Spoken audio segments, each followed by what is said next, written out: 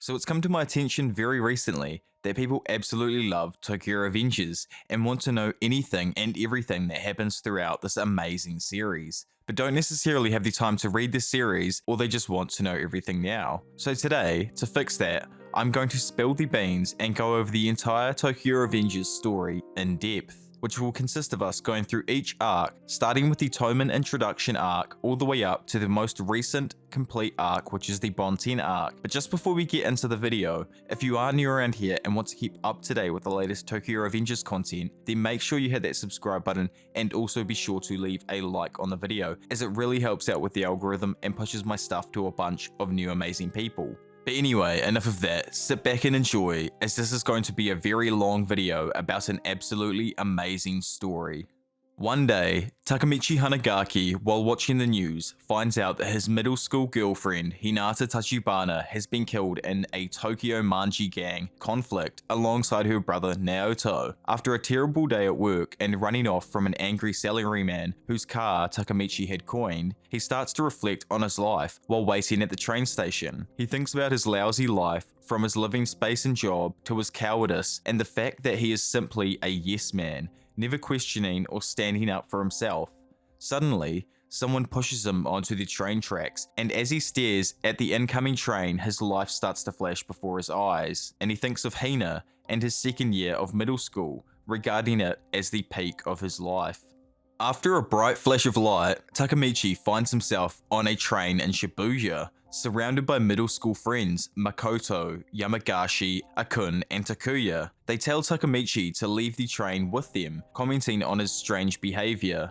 As Takemichi reacts to his lame appearance, he looks at his phone and finds out that it's July 4th, 2005, exactly 12 years ago. As he walks around the school, searching for second years, Takemichi starts to recall the events that occurred. While thinking, a group of third years led by Kiyosama appear. Kiyosama reveals that the second years are on a school trip. When Yamagishi mentions Murasu's name, the group laughs. Takemichi remembers that Murasu lied about being a leader to show off, when in all reality, he was merely an errand boy.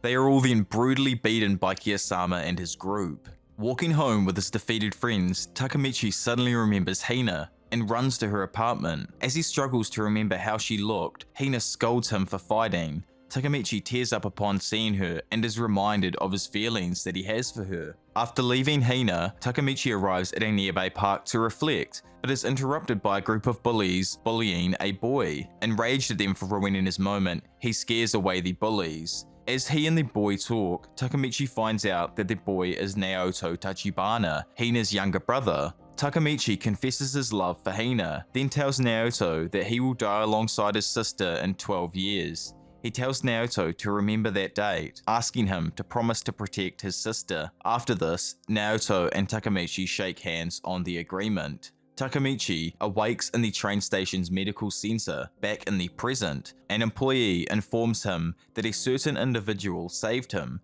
who turns out to be a grown-up Naoto. After introducing himself, Naoto tells Takemichi that he changed the future through a time leap. After his encounter with Takemichi, Naoto studied hard to protect his sister, becoming a police detective. However, Naoto's efforts were for nothing, as Hina still ended up dying.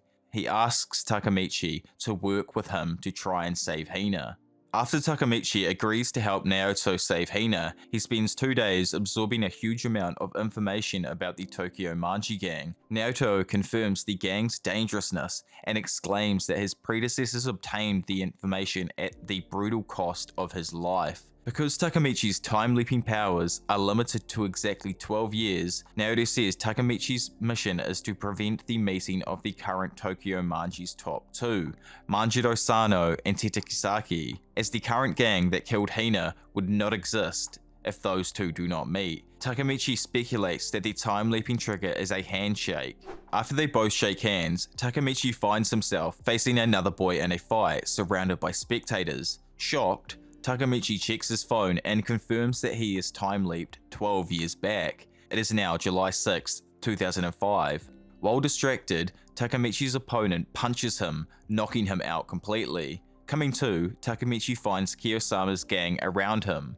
They scold Takemichi for losing early, as Kiyosama's profits from the bets depend on the fight's entertainment. As punishment for his weak performance, one of Kiyosama's underlings beat Takemichi. During his beating, Takemichi recalls that his abuse at Kiyosama's hands caused him to run away from his circumstances, leading to his pathetic current life. After dealing Takemichi his punishment, Kiyosama and his underlings begin to leave. However, Takemichi calls after them, requesting to meet either of the gang's leaders, Sano or Kisaki. Angered by his request, Kiyosama brutally beats Takemichi with a bat and tells him not to say Sano's name again, or he will be killed. Terrified, Takemichi concludes that his mission is impossible and dangerous. He arrives at the Tachibana household to return to the present. As he waits outside, he wonders if he is running away. The next day, Takemichi and his friends meet in the bathroom to discuss the day's fight. Takuya, who is frail and a weak fighter, will fight today. Although they are willing to fight in Takuya's place, Kiyosama will likely disregard them. After a discussion between a bunch of the guys there, Takemichi is extremely impressed as he realizes the devotion and care of his friends. Heading towards the fight, the crowd eagerly awaits with the odds against Takuya. Just as Kiyosama starts the fight, Takemichi interrupts.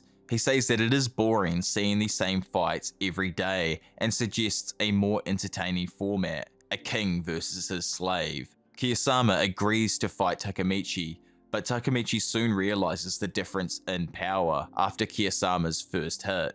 While Kiyosama continues his assault, Takemichi refuses to accept his loss. Even at the urging of his concerned friends, eventually the crowd falls silent, shocked by Takemichi's resolve. Takemichi declared that he must change himself for the better and stop running away from adversity. He tells Kiyosama that the only way he will lose is if he is killed. Furious, Kiyosama shouts for his bat, promising to do so. Suddenly, Tokyo Manji Gang's vice commander, Ken Ryoguchi, also known as Draken, interrupts the fight. Behind him, an extremely mysterious boy follows, who turns out to be the Tokyo Manji Gang's commander, Manjiro Sano, also known as just Mikey, as everyone present quickly bows, greeting him. Ignoring the rest of the delinquents, the two gang heads walk towards Kiyosama and Takemichi. As Kiyosama bows, Draken kicks him in the stomach, remarking on his arrogance. Approaching Takemichi, Mikey asks if he really is a middle schooler, and then Mikey asks his name. When Takemichi responds, Mikey pronounces his name as Takemichi and declares them as friends. Turning to Kiyosama, Mikey asks if he is the one organizing the fight club. After Kiyosama responds affirmatively, Mikey kicks him with a smile before knocking him out with a punch, while the crowd watches in shock. Draken tells them not to bring Toman's reputation down, and Mikey, smiling at Takemichi, promises that they will meet again. Takemichi returns to the present day and is joined by Naoto at a construction site where Moebius' former leader Osanai is working, hoping that they can question the man about the conflict between Moebius and Toman. After questioning Osanai, Naoto and Takemichi determine that somebody was working to turn Mikey and Draken against one another, and Takemichi needs to return to the past in order to prevent Toman from fighting against Moebius. When he returns to the past, he is riding on the back of Atsushi's bicycle, and he inquires about what Akun's dreams are. Akun says that he wants to become a beautician, and Takemichi insists that he must become one and that he'll be his first customer when he does. After getting to where the Toman guys are, Takemichi interrupts an important discussion between Mikey, Draken, Pa, and Pei, asking if the conflict between Moebius can be stopped. Pa tells him to leave, but Takemichi keeps insisting, even as he's beaten up over trying to prevent the conflict. Mikey tells him that it is already decided that Toman and Moebius will fight. Takemichi continues to refuse to back down, and Draken prevents Pa from hitting him again. Mikey asks Draken if he's defying Toman when he says maybe it's a good idea to listen to Takemichi and see what Moebius is up to after all. Before the argument can escalate, they are interrupted by Osanai. Pa immediately tries to hit him, but is punched instead, and Osanai says that he'd heard Toman was going to pick a fight with Moebius and decided to come over and strike first. Moebius gang members flood into the building as Osanai declares war. Takemichi reflects on the differences between this Osanai and the present-day Osanai, and while staring at him, winds up getting punched by Osanai. Pa interrupts the fight, saying that Osanai's fight is with him, while Takemichi tries to get him to stop. Payan tells Takemichi that Pa isn't weak, and there's no way that he is going to lose against Osanai. And even though Takemichi is worried for other reasons than that, Mikey insists that he sit back and watch. When the fight starts to look bad for Pa, Payan runs in but is stopped in his tracks by Mikey, telling him to sit back and watch, because even though Pa is looking worse for wear, he hasn't given up yet. When Pa is no longer able to stand, Mikey steps in to support him, telling him there's no need to apologize because the fight isn't lost yet. Then he swiftly takes Osanai down, stating that nothing will ever take Toman down because it belongs to him. While Draken is complimenting Mikey for not backing down, Osanai stands back up and tries to stab Mikey, but Draken steps in to stop the knife. Draken dispatches Osanai, preventing him from stabbing Mikey, and tells Osanai that he lost because he strayed from the path of a true delinquent. He then tells the other members of Moebius that their boss was beaten by Mikey, and from here on out, Moebius will be affiliated with Toman. Hearing police sirens in the distance, everyone decides that they need to escape, and Draken insists that somebody carries Osanai out. Parchin stabs Osanai while he's down. As the police draw closer, Pa tells everybody to escape without him because he's going to give himself up to the police. While leaving, Takemichi collapses and wakes up later on in the hospital, where Emma is at his bedside. She tells him that Draken and Mikey have started fighting, and it has torn Toman in two, with the group fighting over whether Parchin deserved to be arrested or not. After finishing a puzzle at home, Takemichi's friends Atoshi, Takuya, Yamagishi, and Suzuki come to visit, talking about the recent conflict with Moebius. He asks them if Mikey and Draken have been fighting, and they tell him they are, but it's nothing serious. At this point, Draken enters the room and they sit around and talk about how Pa won't be released from prison for at least a year, and that Osanai is still alive. When Takemichi asks about Mikey, Draken slams his fist down, destroying the puzzle Takemichi worked on for 3 entire days, and declares before leaving that he's going to sever connections with Mikey. Outside, they bump into Mikey, who had been on his way to visit Takemichi as well. As he and Draken begin arguing and physically fighting, throwing around Takemichi's belongings, after they have destroyed many of his precious things, Takemichi, angered, orders them to stop. Takemichi swings at Mikey after being annoyed that Draken and Mikey were throwing around his things while they argued. Mikey dodges and Takemichi winds up, toppling into a pile of garbage. When he stands up, he becomes emotional and starts yelling at the two of them for destroying his things and not caring about people around them. At the end of his speech, Mikey comments that Takemichi has poop stuck in his hair, and the serious atmosphere disappears and everybody laughs. Later, Draken and Mikey apologize to one another, and Mikey says that he forgot why they were even fighting when Takemichi asks about it. Takemichi comes to an understanding that Mikey wanted to help Parchin, and Draken didn't want Pa's decision to turn himself into police to be in vain. Mikey says that they should have a huge party when Pa is released, and Takemichi realizes that he's stopped Draken and Mikey from fighting, and so that means Draken won't die on August the 3rd. Hina and Emma show up where all the boys are gathered, and Hina asks Takemichi if he will go with her to a festival on the 3rd, which he agrees to. Takemichi and Hina end up joining Draken and Emma at the festival, and Hina talks about how hard Emma is trying to get Draken to notice her, even going as far to make him jealous by using Takemichi, and she says that she'll forgive Takemichi for that if he wins her a grand prize at one of the festival booths, but he is unable to win anything from the rigged game. It starts raining and Takemichi and Hina retreat into the tree line. Takemichi helps Hina walk as her sandals are the wrong size, putting her in pain. They embrace each other, but when they're about to kiss, Hina interrupts Takemichi and tells him that his phone is ringing. It's Yamagishi telling Takemichi to tell Draken to be careful because he's received some intel that some of the Toman members who support Mikey are targeting him. Takemichi tells Hina to wait and runs off to go tell Draken, getting annoyed at himself at the same time for letting down his own guard. On his way, he sees a member of Moebius talking to Kiyomasa, who states aloud that he's going to kill Draken. The Moebius member gives Kiyomasa a knife. While watching Kiyomasa, Takemichi is discovered and dragged before him by another Toman member. He is pushed and kicked around and realizes that, despite hanging out with Mikey, it hasn't made him any stronger and he's still useless and scared in this situation, unable to do anything. Kiyomasa and his underlings wrap Takemichi up in duct tape and tells Takemichi that when they're done killing Draken, they'll be back to make him pay for what he did. Hina finds where Takemichi is bound, and he cries over not being able to help or save anyone. In order to stop him from carrying on or yelling about his uselessness, Hina kisses him, remarking that she's giving him her first kiss, and tells him that he's a very special person, even if he can't do what Mikey or Draken do. Takemichi thanks her for snapping him out of it, and leaves to settle the score with Kiyomasa. As he's going to track down Kiyomasa, Takemichi runs into Mitsuya and tells him that Draken is going to be attacked. Mitsuya tells him that he already knows, but while Takemichi is convinced that Kiyomasa is the one that's going to do it, Mitsuya says that it's actually Payan.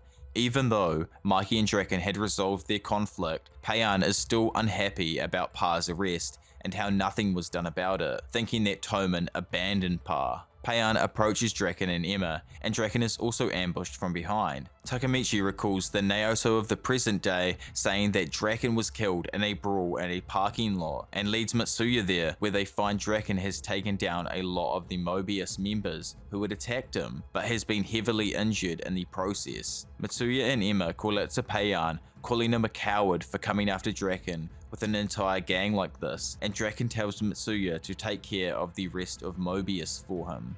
As Takemichi realizes that Kiyomasa isn't around and that he's going to be made to fight against Moebius members, Draken points out that the sound in the distance is Mikey approaching on his CB250T. Mikey arrives and pieces together the enemy's plan to break up Toman. He was called to a different area to isolate Draken. As Mikey asks Payan who manipulated him, Hanma arrives as the temporary leader of Moebius, spurring Mikey to kick him.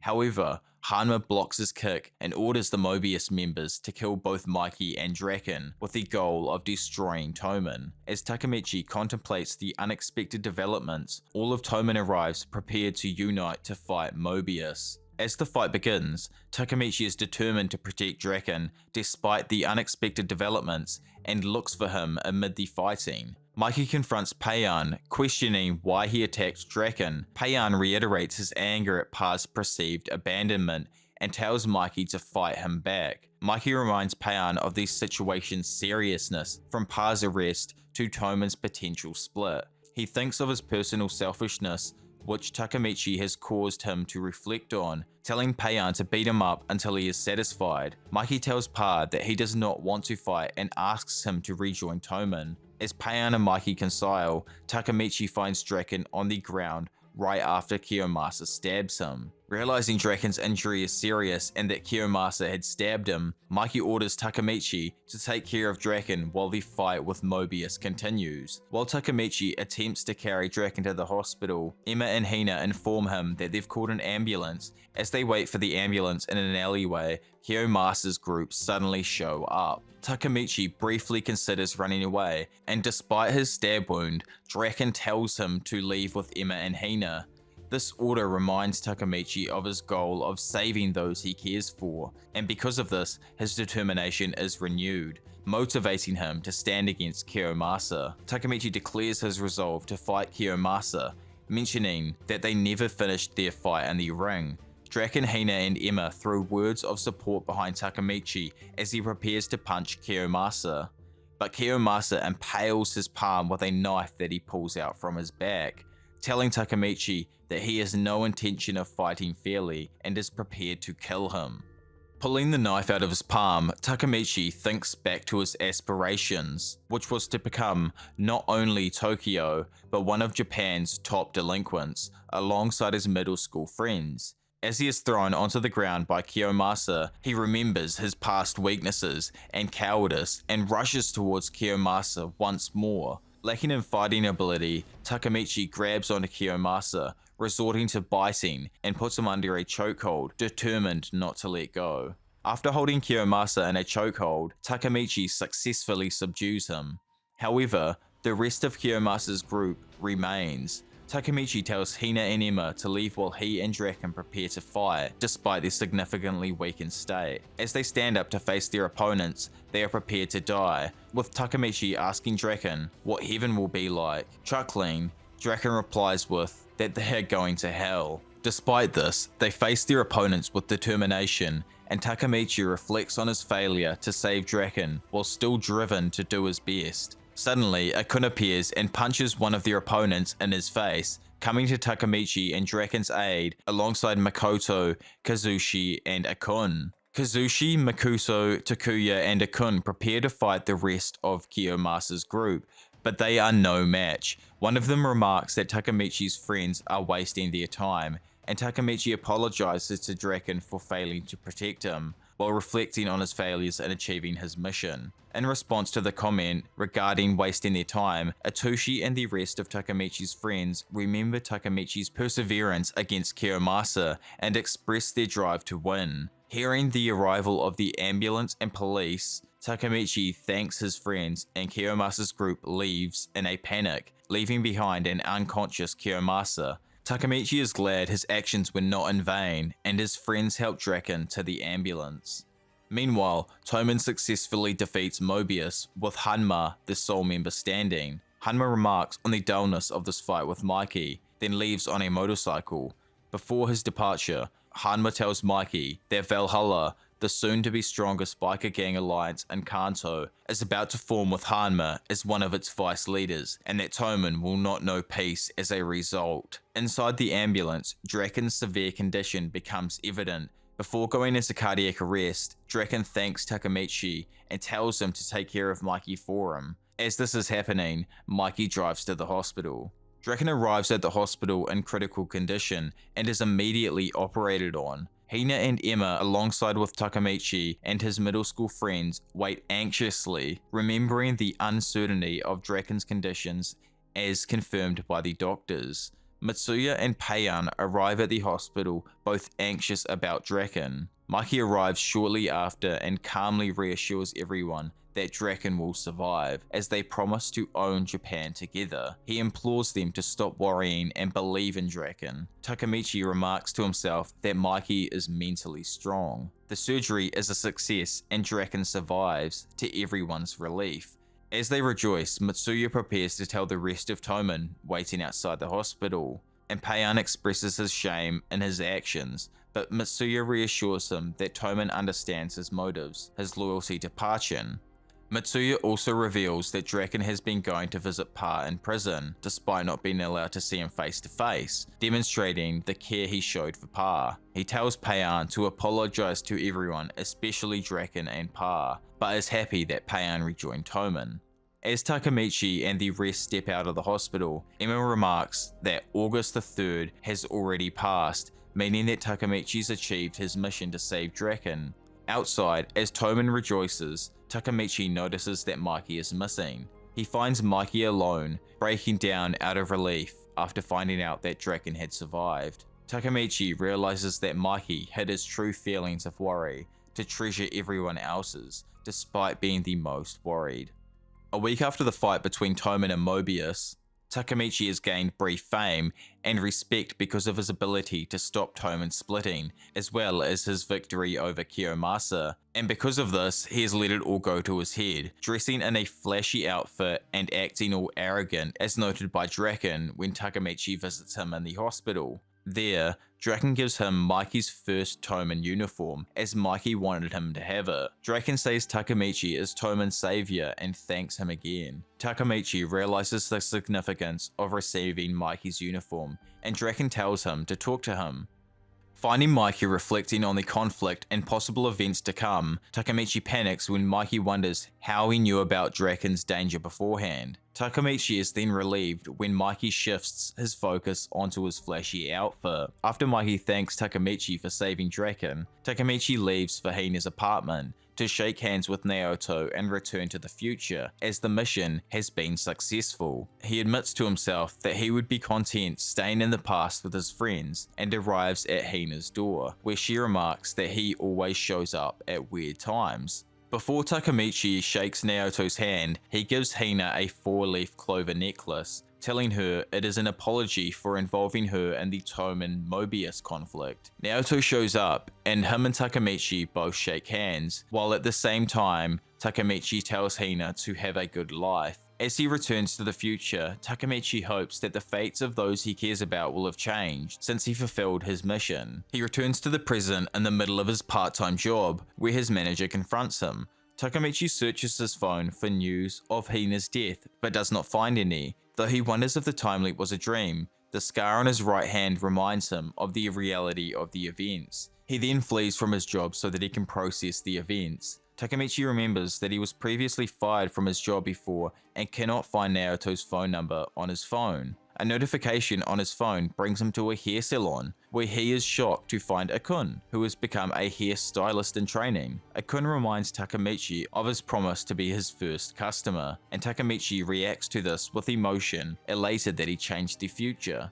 Naoto calls Takemichi and congratulates him on a successful mission, and tells Takemichi to visit Hina with him. As he rides in Naoto's car, Takemichi thinks back to his feelings of helplessness when he learned about Hina's death. Takemichi excitedly thinks about meeting Hina, while Naoto tells him that the incident that killed Hina, the Toman dispute, did not occur in this current future. Takemichi envisions Hina still being thrilled to see him, but he reminds himself of the realism of the situation.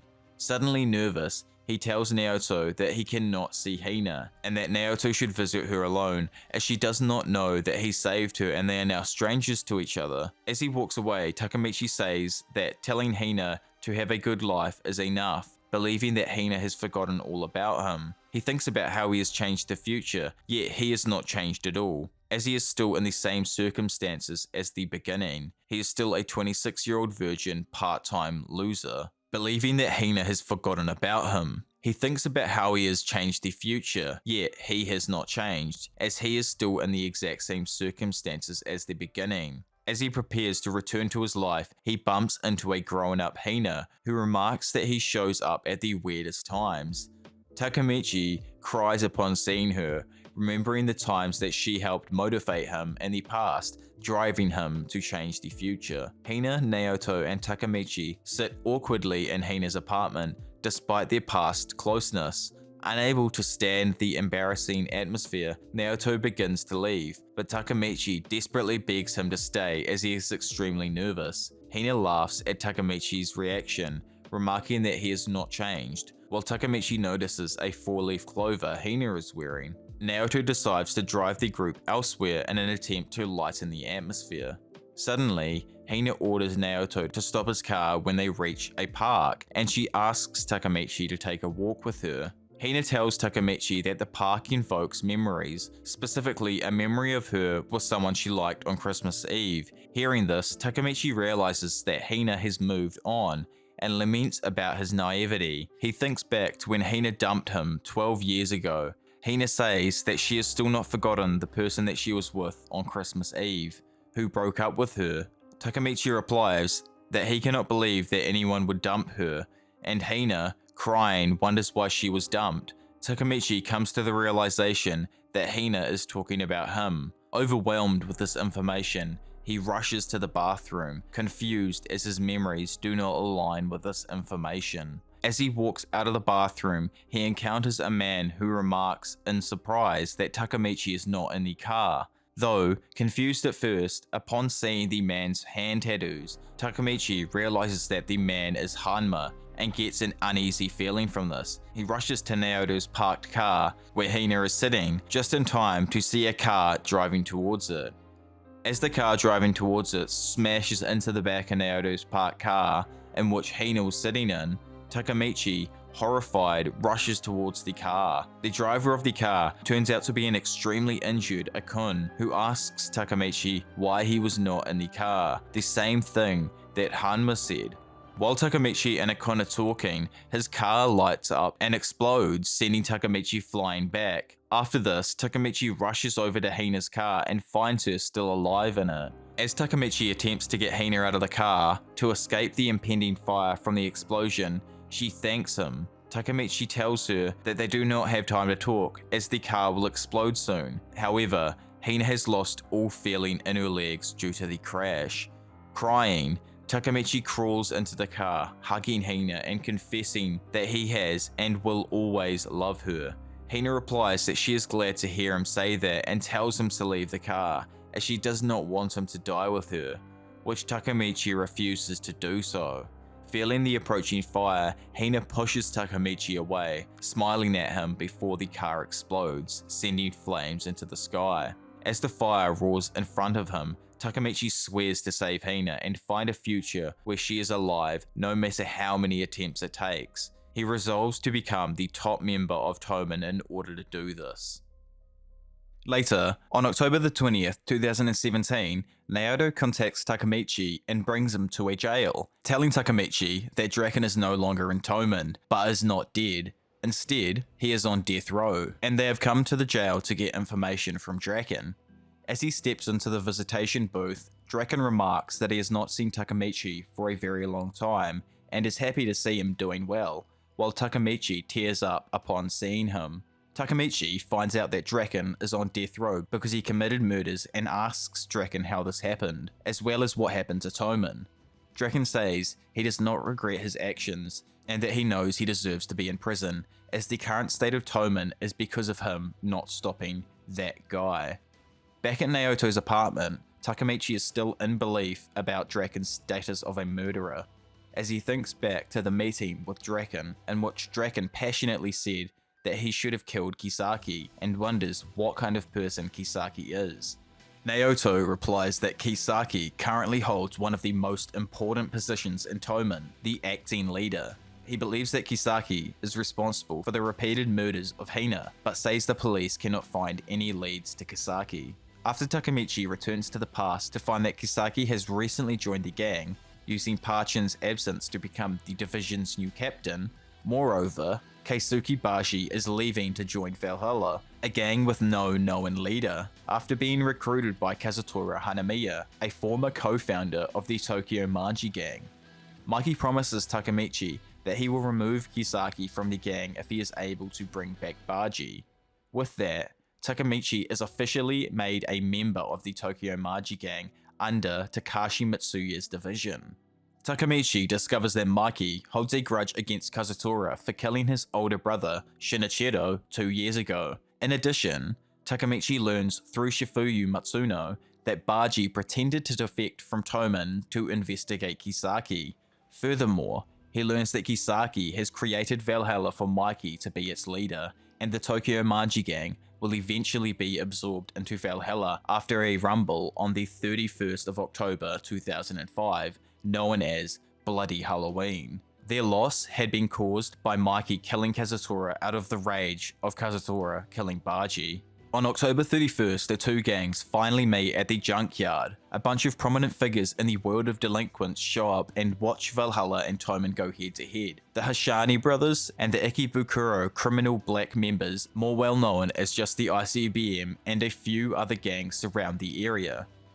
Hansen, a member of the ICBM, tries to become an adjudicator for the fight. While discussing how the fight will go on, Draken pisses Kazutora off by saying that they'll take back Baji. Kazutora blows off steam by punching Hansen when he tried to calm him down. As Kazutora lets out a threatening shout, the two gangs fly towards each other. Complete chaos envelops the area as an all-out brawl begins. Draken tries fighting Kazutora, but gets completely blocked off by Hanma. Because of this, it meant that Mikey and Kazutora went into a face-to-face, and Takemichi does his best to try and stop them, but is cut off, like Draken, by a Valhalla member. Luckily though, Mitsuya shows up and saves him. Then Shifuyu tells Takemichi that he has his back, and the other two fight against several members of Valhalla. Even Takemichi manages to land a few blows. But because of Valhalla's sheer numbers, Toman's morale begins to collapse. Takemichi screams at the top of his lungs before falling and being caught by Mitsuya. The other Toman members look at him, dumbfounded, and Takemichi,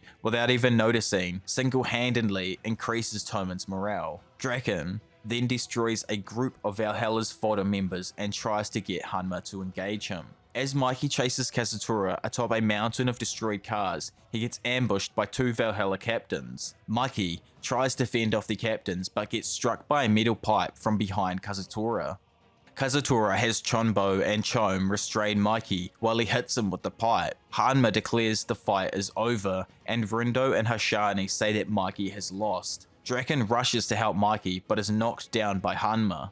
Meanwhile, Kazutora declares that he will kill the enemy, referring to Mikey, in order to become the hero. In the midst of Kazutora's hits, Mikey asks if that is the reason why Kazutora killed Shinichiro. Breaking free from Chonbo and Chome, Mikey instantly kicks Kazutora unconscious. Chonbo, Chome, and Kazutora are knocked out by Mikey, who falls to his knees afterwards. Noticing Mikey's weaknesses, Choji prepares to lead Valhalla to curb stomp Mikey. Takemichi feels that he recognizes Choji, but is unable to put a finger on it. Shifuya and Mitsuya attempt to stop Valhalla from reaching Mikey, but are outnumbered. Meanwhile, Draken continues to fight Hanma. Takemichi rushes towards Mikey in an attempt to help him, but is beat up by various Valhalla members. Just as Choji is about to strike Mikey, Kisaki stands between them, knocking out Choji with a punch. As Kisaki declares that the 1st Division will protect Mikey, Takemichi remembers why he recognizes Choji. He first saw him with Kisaki. The members of Toman, including Mitsuya and Draken, are impressed with Kisaki's loyalty and skills. Takemichi realizes that no matter the outcome of the battle, Kisaki will achieve his goals. He will be able to rise within the ranks of Toman. As Draken tells Kisaki that he entrusts Mikey to him, Baji appears behind Kisaki, about to strike him with a pipe. Baji successfully knocks down Kisaki to the delight of Valhalla members. Draken implores him to stop, and Mitsuya tells Baji that they came to bring him back. Baji is thrown off by a Toman member who asks Kisaki if he is alright. Kisaki calls Baji a fly and requests him to be swatted. Baji eggs on Kisaki, and Takemichi panics as he believes Baji will be killed if he continues to fight. Suddenly, Shifuyu appears in front of Baji, blocking his path. Baji orders Shifuyu to move out of the way, but he refuses, telling Baji that taking down Kisaki will make Baji face Mikey. In response, Baji hits Shifuyu with his pipe, telling him that he only kept him around to use him in fights, so he does not care about Shifuyu. Shifuyu tells Baji that he wants to protect him, and if Baji wants to get past him, he will not hold back. Baji tells Shifuyu to fight him in 10 seconds, but Shifuyu is unable to move. Taunting him as he counts down the seconds, Baji tells Shifuyu that killing him is the only way to stop him. Just as Baji reaches the end of his count, Takemichi pushes Baji out of the way, telling Shifuyu to stop Baji together. Crying, Shifuyu tells Takemichi that he can't, as he is unable to hit Baji, someone he respects. To get Takemichi to let go of him, Baji elbows him in the head, causing Takemichi to drift into unconsciousness until he remembers his goals of saving Hina and Mikey. Takemichi regains both his consciousness and his resolve for a better future, starting with saving Baji from Kisaki. Suddenly, he remembers that it is Kazutora, not Kisaki, who ends up killing Baji. Searching for Kazutora, Takemichi cannot see him atop the pile of cars, but randomly, Kazutora appears behind Baji, stabbing him. After Kazutora stabs Baji, Takemichi throws Kazutora off him and Baji. Baji thanks Takemichi for the save and says that his stab wound is just a scratch. Shifuyu grabs Kazutora, questioning his motives, while Takemichi tells Baji that he is glad he is alive. Baji tells him that he is taking down Kisaki regardless, while Takemichi frantically ponders the situation, from Kisaki saving Mikey to Baji attacking Kisaki and Baji stabbing Kazutora. He is confused by the situation and what to do next, but is relieved that Baji is still alive, thereby eliminating Mikey's reason to kill Kazutora, leaving Takemichi with the goal of defeating Kisaki and becoming Toman's leader. He and Shifuyu offer to fight Kisaki along with Baji, who responds to this by punching both of them, telling them to stay out of his way. When Takemichi questions why Baji is doing this alone, Baji only responds by telling Takemichi to take care of Mikey for him. 53rd Division members stand between Kisaki and Baji begins to fight them. Meanwhile, Kisaki observes that Kazutora has failed and calls Hanma. Baji eventually makes his way to Kisaki, holding a sharp pipe to his neck. About to kill him, Baji suddenly collapses to his knees, coughing blood from the injuries he has already sustained. Rushing to his side, Shifuyu demands to know what Kisaki did to Baji.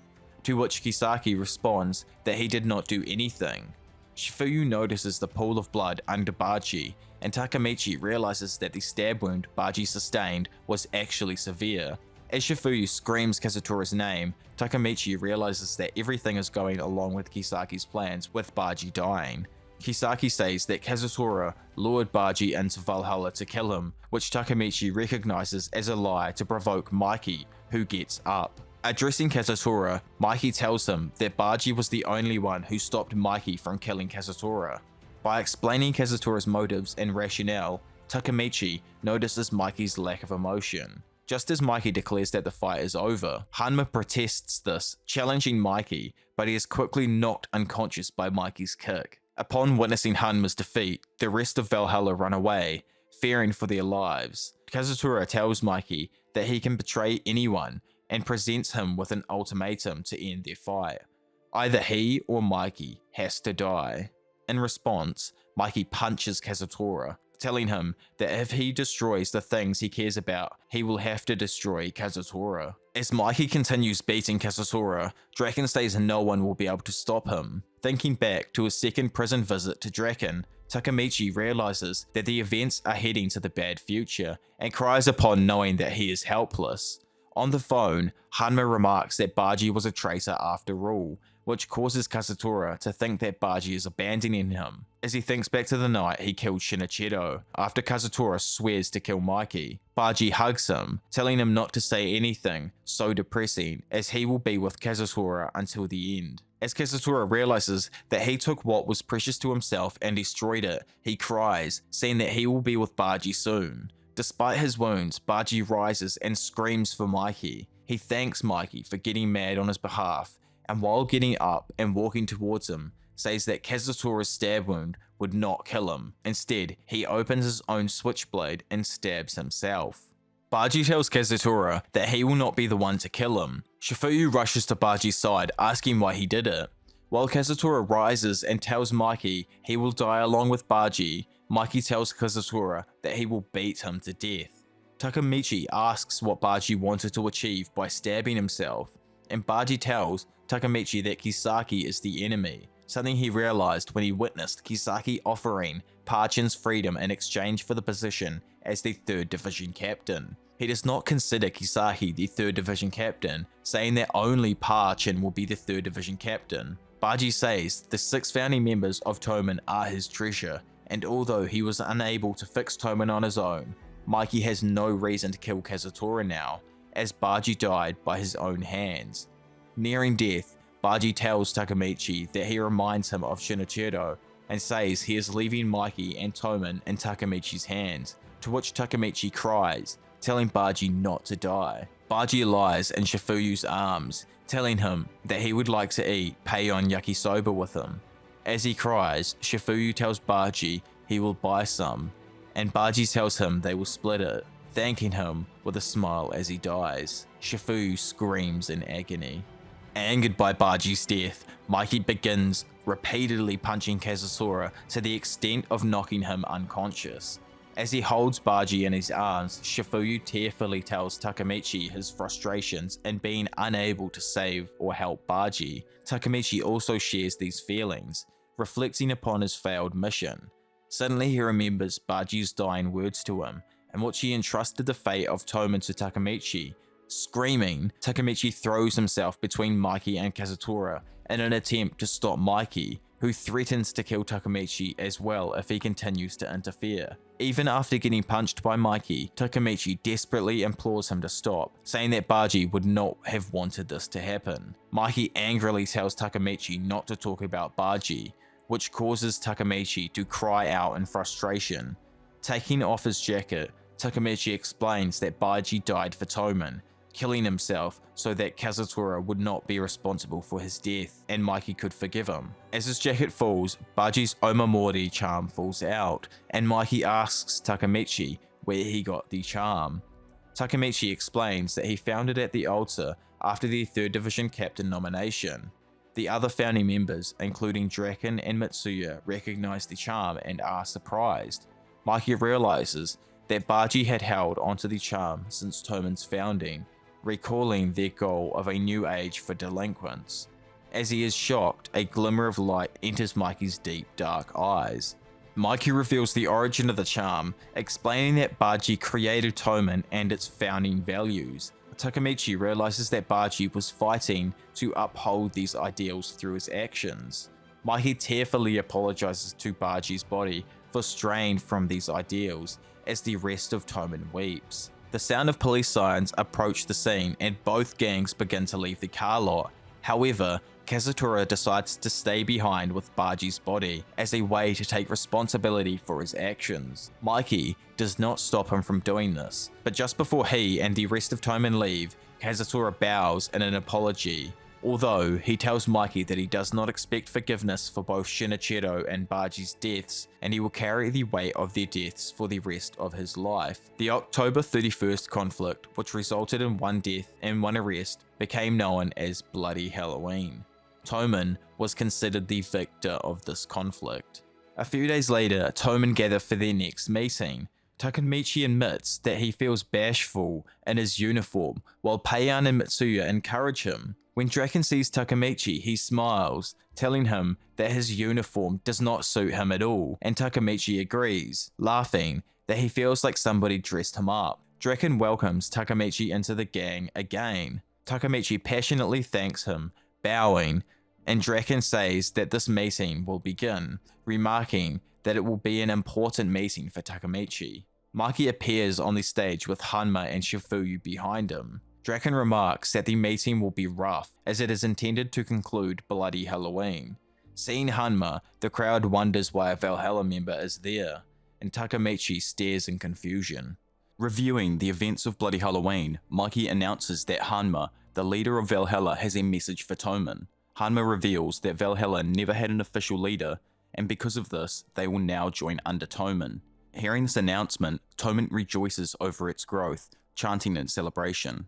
Watching the events unfold, Takemichi realizes that nothing has changed much, as Valhalla's affiliation with Toman is essentially the same as the gangs combining. Just then, Hanma calls for Kisaki to step forward, crediting him with connecting the two gangs. Remembering Baji's words about Kisaki being the enemy, Takemichi shudders in terror at the idea of Kisaki taking over Toman. Realizing the events from Baji's death and Kazutora's survival have been for naught, Takemichi concludes that he has failed once again. After Kisaki oversees a handshake between Hanma and Mikey, Mikey announces an additional topic to discuss. Mikey sadly reflects on the death of Baji. He turns to Shifuyu, telling him to continue. Stepping forward as the 1st Division's vice captain, Shifuyu reveals that although he considered leaving Toman after Baji's death, Mikey stopped him, asking him if he wanted to thoroughly snuff out the 1st Division. To Shifuyu, leading the 1st Division is a great responsibility, and after consulting with Mikey, he has decided to name a new 1st Division leader. Shouting from above, Shifuyu nominates Takemichi as the 1st Division leader. He explains that this is what Baji would have wanted, and Mikey agrees. Asking for a response, Mikey tells Takemichi to raise his head. Thinking of the futures that rely on him, Takemichi realizes that he can still enact change within Toman, and amid his tears, he raises his head high, loudly exclaiming that he will do his best. Draken asks what he is crying about, noting Takemichi's lack of discipline. Chuckling, Mitsuya remarks that he has to redo the embroidery on Takemichi's uniform, and Mikey says that Takemichi raised his head too high. After this, Takemichi meets back up with Naoto and decides to travel back to the future, where he finds himself in the video store with his manager standing across from him. Just as he remarks that not much has changed, his manager bows in an apology to him, telling him that the video he requested is out of stock. Rushing to the bathroom, Takemichi finds himself wearing a designer watch, bag, and clothing with his hair slicked back. He is shocked by his new appearance. As he walks out of the store, a scary man approaches him, telling Takemichi he is late. He orders Takemichi to get into a car. Confused and nervous, Takemichi asks the man where they are going, and the man says that they are going to Takemichi's place, just as he ordered. After he arrives at his location, Takemichi realizes that he's been taken to his new house, which he lives in the top floor of a high-rise apartment complex. When inside, he finds Shifuyu, who tells Takemichi to answer his phone more often. In seeing Shifuyu, Takemichi is relieved to find a familiar face, telling him that he has no idea what's going on. Shifuyu responds, confused over Takemichi's lack of awareness, and he tells Takemichi that he is a Toman admin meeting, revealing Takemichi's status as Toman's top admin, much to his shock. While at the admin meeting, Hanma comments on the dullness of the situation and informs the group that their meeting is not over routine payments. Instead, this meeting was held to determine who betrayed Toman, which has led to the search of Toman-run businesses by police. As the former Black Dragon members and the Toman captains argue over who snitched, Kisaki enters the room, which compels all the admins to bow as they greet him.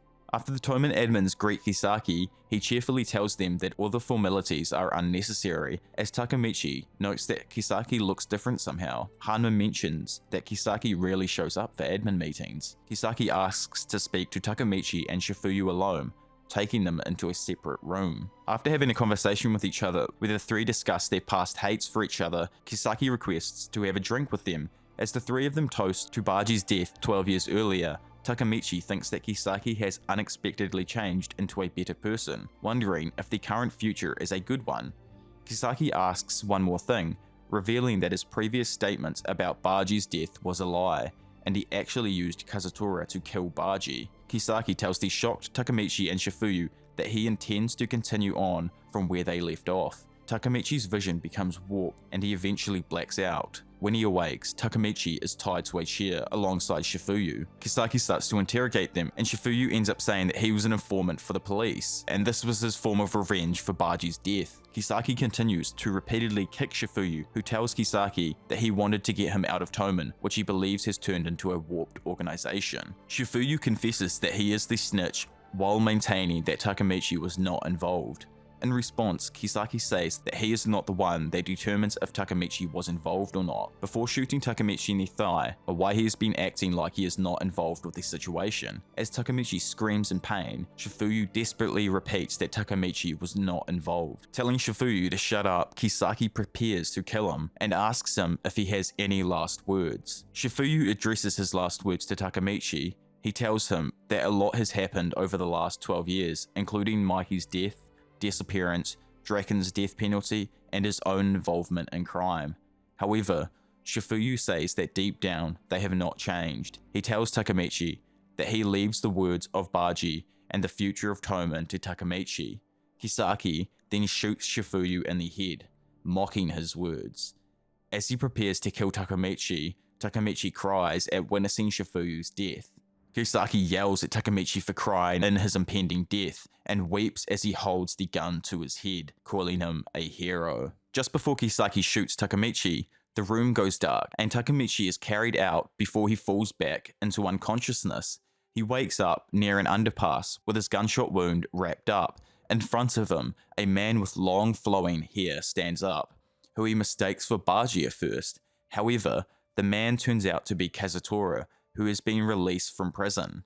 Suddenly, Kazutora punches and kicks Takemichi, then tells him that he witnessed a woman being beat on the street, similar to what he just did to Takemichi. He reveals that the men who were beating up the woman were members of Toman, leading him to contemplate what kind of organization Toman has become.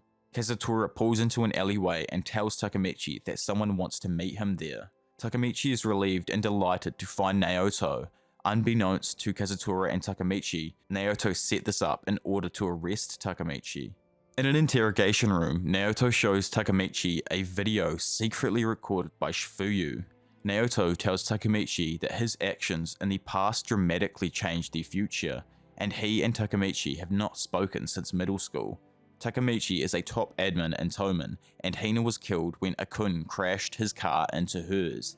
Shifuyu and Naoto had worked together to avenge Hina's death. As he watches the video, Naoto tells Takemichi he had no choice but to arrest him. In the video, Takemichi orders Akun to carry out an assassination as ordered by Kisaki, although he does not know the identity of the target. In another secretly recorded video, Takemichi has a meltdown upon learning that the assassination target was Hina. Naoto says that although the videos showed proof of Kisaki's involvement in Hina's death, Shifuyu kept the videos hidden in an attempt to protect Takemichi. In shock, Takemichi falls to his knees, blaming himself for the death of Hina, Akun, and Shifuyu. He cries about his uselessness in saving the future and wants to give up. However, Naoto hugs him, telling Takemichi that he is not useless. He helped shape Toman into the organization it is now. Through the influence of Draken, Shifuyu, Kazutora, and Baji, Naoto urges Takemichi to change the world as he believes he is the only one who can fix the future. Naoto tells Takemichi that he believes Kisaki is obsessed with Hina since he gets her killed in every future. Suddenly, there is a knock on the door of the interrogation room. Naoto tells Takemichi they do not have much time, as Takemichi is about to be moved into a detention center, making their meetings difficult. They decide to shake hands as Naoto tells Takemichi that he must find what happened between him and Kisaki. As he time-lapse, Takemichi thinks of those he has determined as enemies, the Black Dragons and Kisaki. He swears to remove them from Toman and save those he cares about. After he arrives back in the past, Takemichi is with Hakai. As they approach the Shiba household, Yuzuha remarks that they might be in trouble, as their brother is coming back home. All of a sudden, in front of them, numerous members of the Black Dragons gang stand. Yuzuha urges Takemichi to leave with Hina, and as they are about to leave, Taiju suddenly appears behind them, lunging at Takemichi, knocking him to the ground. Taiju continues to beat up Takemichi, then asks who he is. He learns of Takemichi's status as Toman's 1st Division captain, and laughs in disbelief that Hakai brought a member of Toman to their home. While Hakai begs for his brother to show mercy towards Takemichi, Takemichi notes that Hakai's mentality has changed in the presence of his brother. Taiju tells Hakai that their relationship as brothers takes priority over the relationships within Toman, causing Yuzuha to confront Taiju, telling him not to corner Hakai. In response, Taiju punches her, blaming her lack of discipline towards Hakai and warning her that he will deal with her later. To get his brother to stop, Hakai is forced to say that he will quit Toman and join the Black Dragons. When Takemichi awakes from unconsciousness, he is being carried on Hakai's back, with Hina at his side. Takemichi apologizes for forcing Hakai to leave Toman, but Hakai says that he had already decided to leave a while ago. Takemichi suddenly remembers what the future Kazutora told him about Hakai, and how he would kill his older brother for money, then take over the Black Dragons. Lying in bed, Takemichi begins to piece together what will happen. Hakai will kill Taiju and merge the Black Dragons with Toman, resulting in the bad future he saw. However, he does not think that he has to stop Hakai from killing Taiju, as he concludes that the Black Dragons will be a threat regardless of the leader.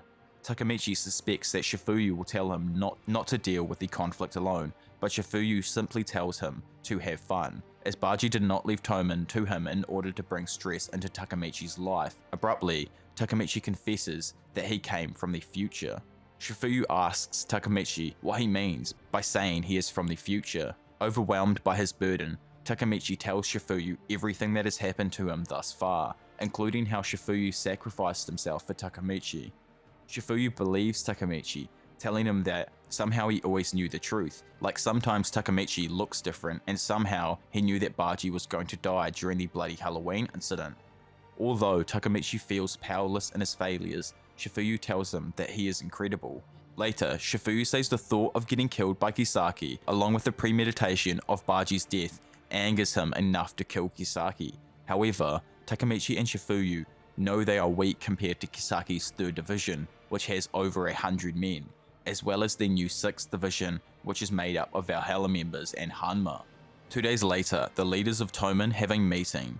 At the Toman meeting, Draken says that Taiju's attack on Takemichi acts as a declaration of war by the Black Dragons. Hakai tells the group that he expects punishment for his brother's actions and requests to leave Toman. As Takemichi frantically thinks about what to do, Draken asks Mikey what his decision is. Mikey replies that he will allow Mitsuya to decide since Hakai belongs in Mitsuya's division. As Takemichi witnesses what he sees as another failure to change the future, Mitsuya tells Hakai that he did not permit him to leave and asks to talk to Taiju. Hakai tries to dissuade Mitsuya from meeting with Taiju, to which Mitsuya reassures him, telling Hakai that he always tries to handle these issues alone.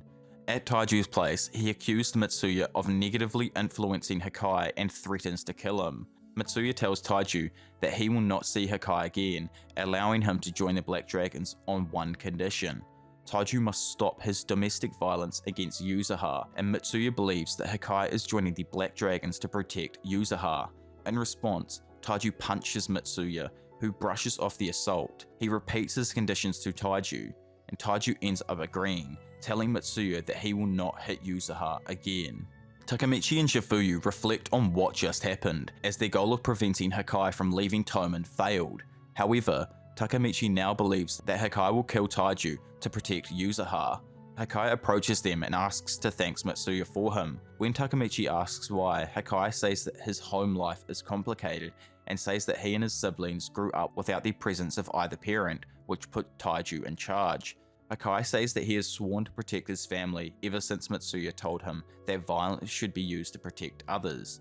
From then on, Hakai has been taking beatings for Yuzuha in addition to his own. However, Taiju beat Yuzuha regardless.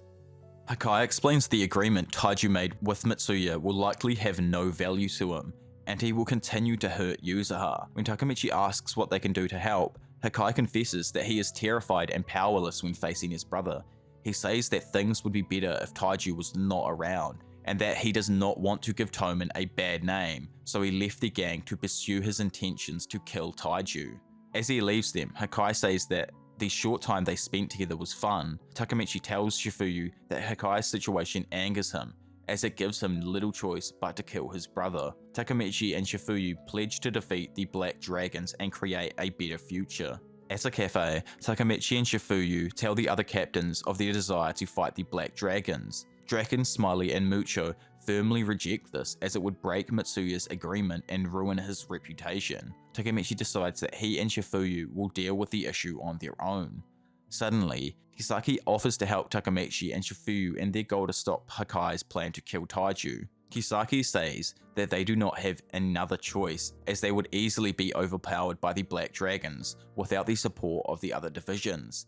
Kisaki says that he wants to stop the Black Dragons from gaining more power. Angered by Kisaki's disrespect towards Mikey, Shifuyu holds a shard of broken glass to Kisaki's neck, telling him not to act superior. In response, Hanma holds a knife to Takemichi's neck, reminding Shifuyu that infringing is prohibited. To convince Shifuyu, Kisaki reveals that there is a mole within the Black Dragons. They pay 100,000 yen to the mole, who is feared of getting caught. Kisaki reassures him that no one will turn on him. Just as he is beginning to tell them, Koko bursts into the room, declaring that he smells a rat. Spotting the 100,000 on the table, Koko says that he will tell them what they want to know if he is given that money. Kisaki requests to know when Taiju is alone. Koko says that Taiju is never alone, as he is always guarded with 5 soldiers, save for a single day, Christmas Day. When Takemichi asks why Koko is betraying Taiju, he says that he just likes strong guys. Kisaki tells Takemichi that he did not want to know when Taiju was alone to kill him. Instead, he suspects that this is when Hakai will try to kill Taiju.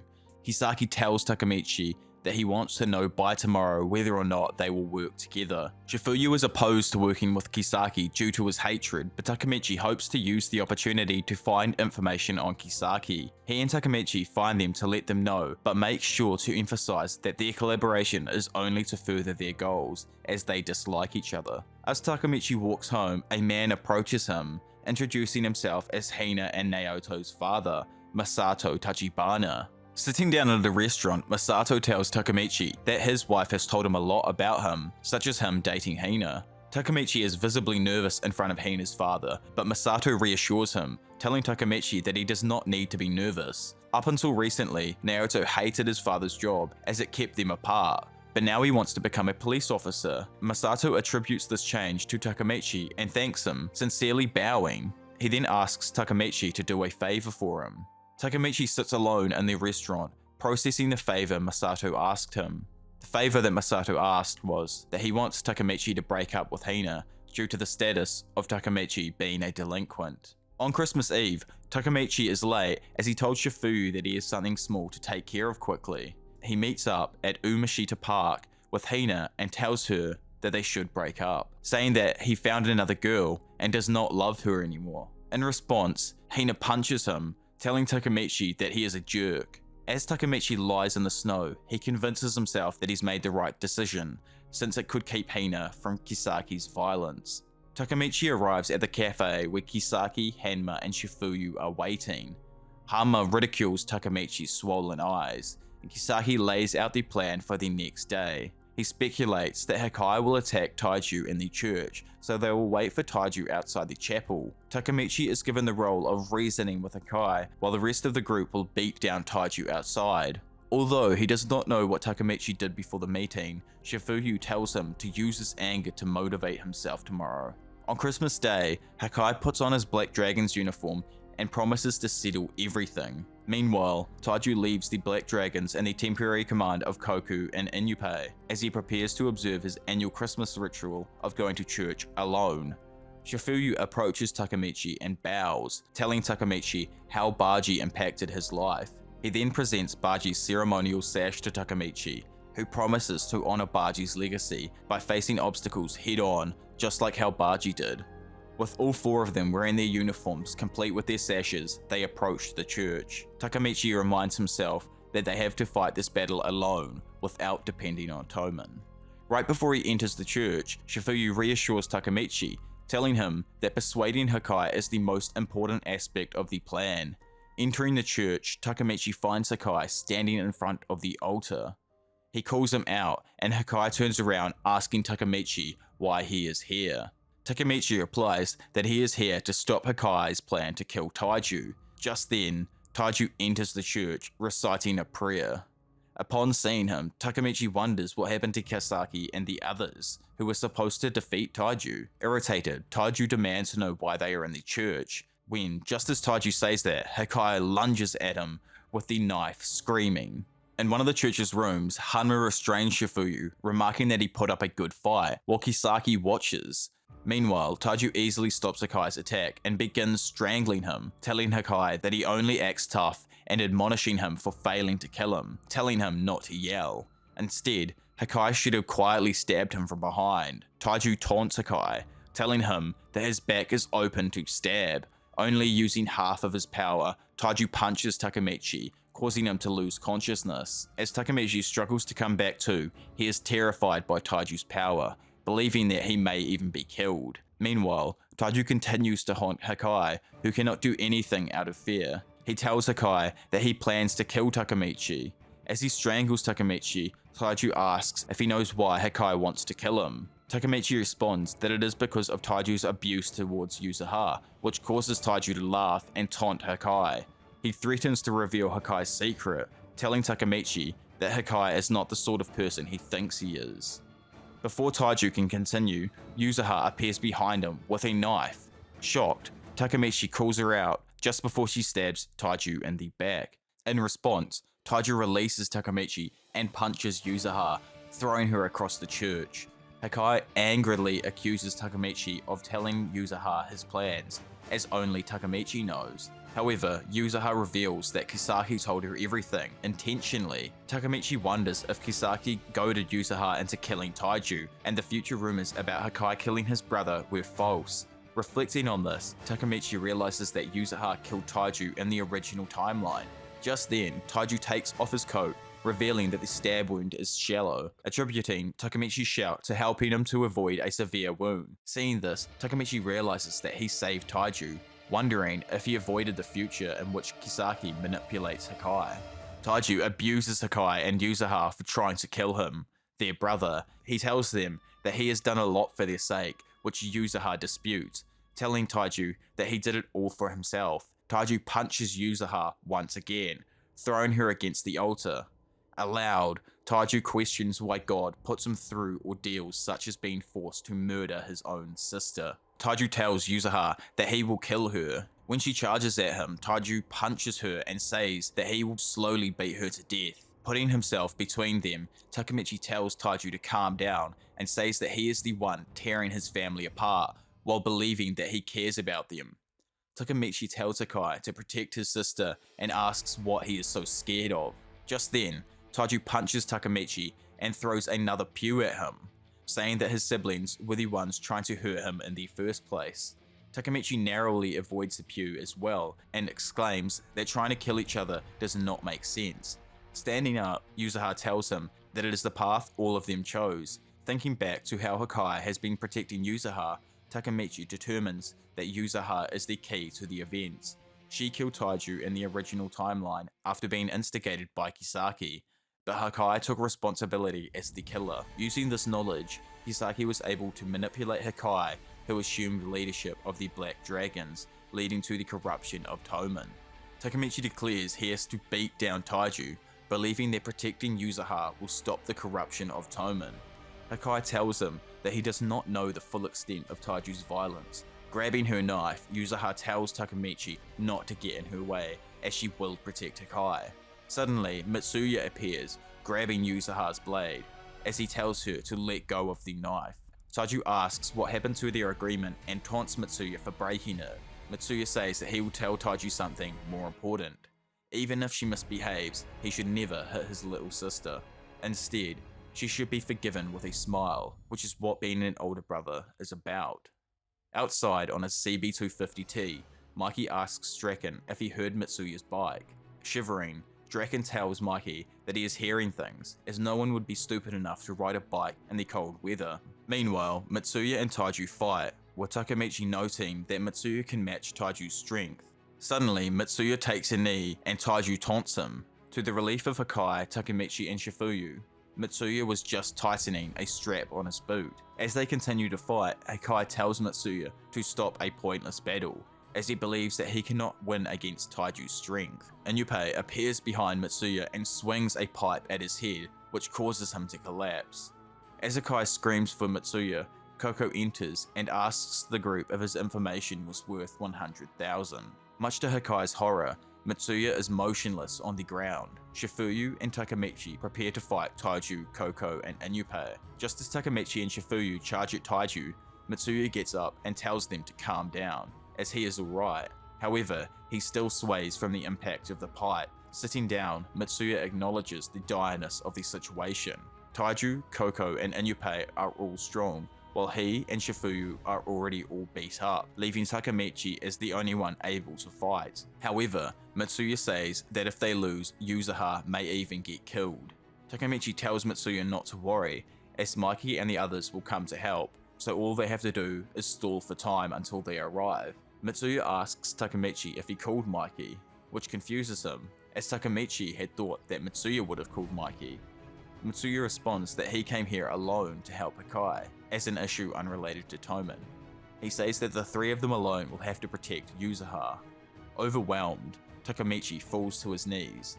He believes that there is no possible way that they can win against the Black Dragons, and that they will all be killed. Mitsuya tells Hakai that he is under no obligation to help since he is a Black Dragon member. However, he asks Hakai to help him to protect Yuzuha.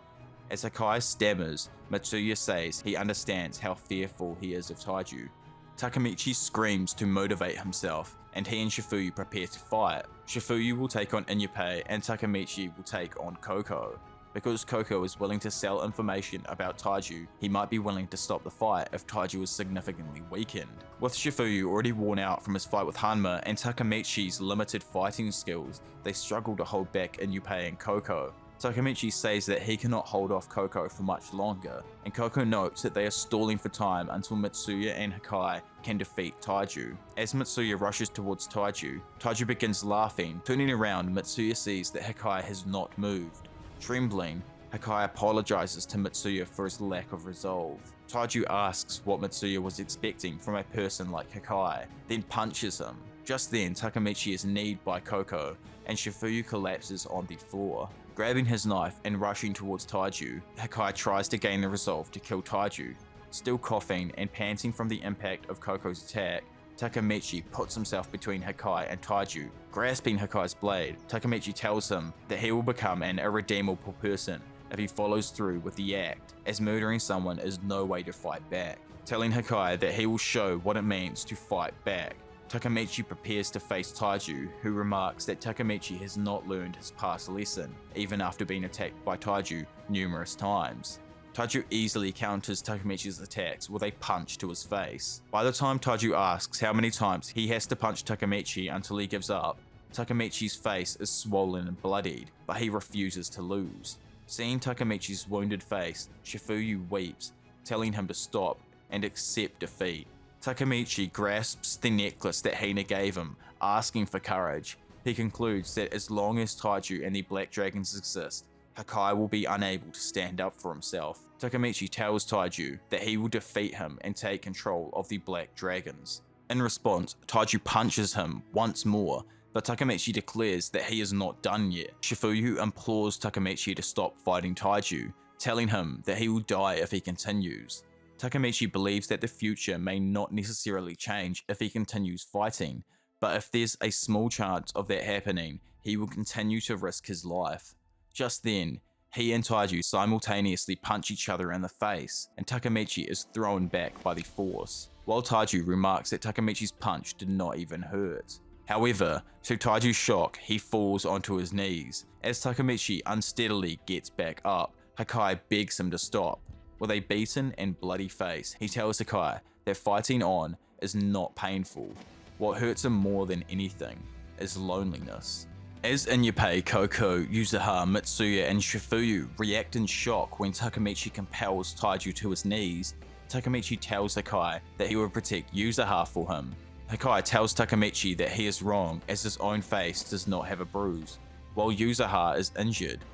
Although his encounter with Mitsuya made him want to protect his family, he did not have the courage to stand up to Taiju. He confesses that he lied to Takemichi about his circumstances. Instead of him protecting Yuzuha from Taiju, it was Yuzuha who tried to protect him from taking twice the amount of beatings. Hakai apologizes to Takemichi for involving him in the situation through his fear. In response, Takemichi tells Hakai that he sucks for his actions, but he says that he sucks more himself, referring to his past cowardice and their lack of resolve.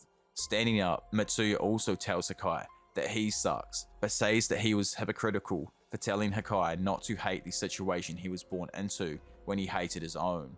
Takemichi says that his true family will not abandon him because of a lie, as this is what Toman should be about. As Shifuyu, Mitsuya, and Takemichi watch Hakai tell Taiju that he will beat him down to protect his family, Shifuyu observes that Hakai has changed. Instead of deciding to kill Taiju, Hakai has decided to beat him down. Shifuyu tells Takemichi that the future will change. Meanwhile, Taiju asks aloud why God continues to test him by compelling him to kill both of his siblings. With a swift punch, Taiju knocks Hakai unconscious. Taiju tells Shifuyu, Mitsuya, and Takemichi that they will have to die as well, as there are 100 Black Dragon members outside blocking them from escape. Looking out the window, Shifuyu confirms this. Takemichi tells Shifuyu that they do not intend to run away, as the future will not change until they defeat Taiju and the Black Dragons. As Yuzuha watches the others fighting the Black Dragons for the sake of Hakai, she realizes that she is not alone. Shifuyu, having fought Inyupe, falls to the ground with an injured leg, while Mitsuya, fighting Koko, takes a knee from his exhaustion. Takemichi staggers from his injuries, and Taiju tells Hakai that he is an idiot, as he will end up losing everything. Hakai tells him to shut up and learn his lesson in hell. Just then, Hakai remarks that he is starting to hear things. However, it is not just a hallucination, but the sound of Mikey's CB250T approaching from the distance. As Taiju, Koko, and Inyupe wonder why Mikey is here, Takemichi exclaims with relief that they can now defeat the Black Dragons with Mikey's aid. Mikey enters the church and wishes everyone a Merry Christmas. Smiling, he asks what they are all doing. Mikey says that his older brother recognized the impulse sound of Mitsuya's bike, and Baji said that only Mitsuya's bike sounded that nice, and the two of them led Mikey to the church. Takemichi and Mitsuya are concerned, as both Shinichiro and Baji are dead. When Taiju approaches Mikey, Mikey asks why he is standing in his way, as he just wants to ride with his friends. Taiju punches Mikey in the face and knocks him unconscious. As the church bells chime, Taiju declares his victory against the so-called invincible Mikey. Angered by this, Mitsuya lunges at Taiju, but just then, Mikey rises behind a shocked Taiju, telling him that prayer time is now over. Taiju tells Mikey that his punch was the best that he had thrown all day. Additionally, Mitsuya and Takemichi are unnerved by Mikey's strange behavior as he referenced Shinichiro and Baji as if they were still alive. As Takemichi wonders if Mikey will be defeated, Mikey responds that the punch he took from Taiju was just punishing himself. Before he can comprehend what happened, Taiju was lying unconscious at Mikey's feet. To the shock and awe of everyone there, Mikey flies through the air and knocks Taiju unconscious. Mikey says that he decided to go out riding with Baji and Shirachiro every Christmas. And Takemichi is concerned about Mikey's mental state until Mikey takes out Baji's Omamori charm, explaining that when he rides with his brother's bike and Baji's charm, it's like they are still there with him. Hearing this, Takemichi is sure that Mikey will not turn evil. Mikey prepares to leave the church, telling them to go on a ride, but Taiju, held up by Inyupe, tries to prevent them from leaving. He orders Coco to bring in the Black Dragons members from outside, saying that he refuses to lose to anyone. Crawling to the entrance of the church, Taiju finds Draken waiting outside on the steps, with all the Black Dragons members defeated on the ground. Even though they are already worn out from their previous fights, Takemichi, Shifuyu, Mitsuya and Akai prepare to fight the 100 Black Dragons members outside of the church. Just then, Draken enters the church and asks why everyone is so tense, as he informs Mikey that he has defeated all of the Black Dragons waiting outside. With Taiju's will to fight gone and the Black Dragons defeated, Toman has effectively ended the Black Dragons. Rushing out of the church, Yuzuha, Shifuyu and Mitsuya marvel at Draken's strength. Takemichi cries in relief when he notes that everyone has survived, telling Shifuyu that his mission is complete. As he faints from exhaustion, everyone agrees that the role Takemichi played in the night's events was of the utmost importance. Before leaving, Hakai and Yuzuha speak to their brother.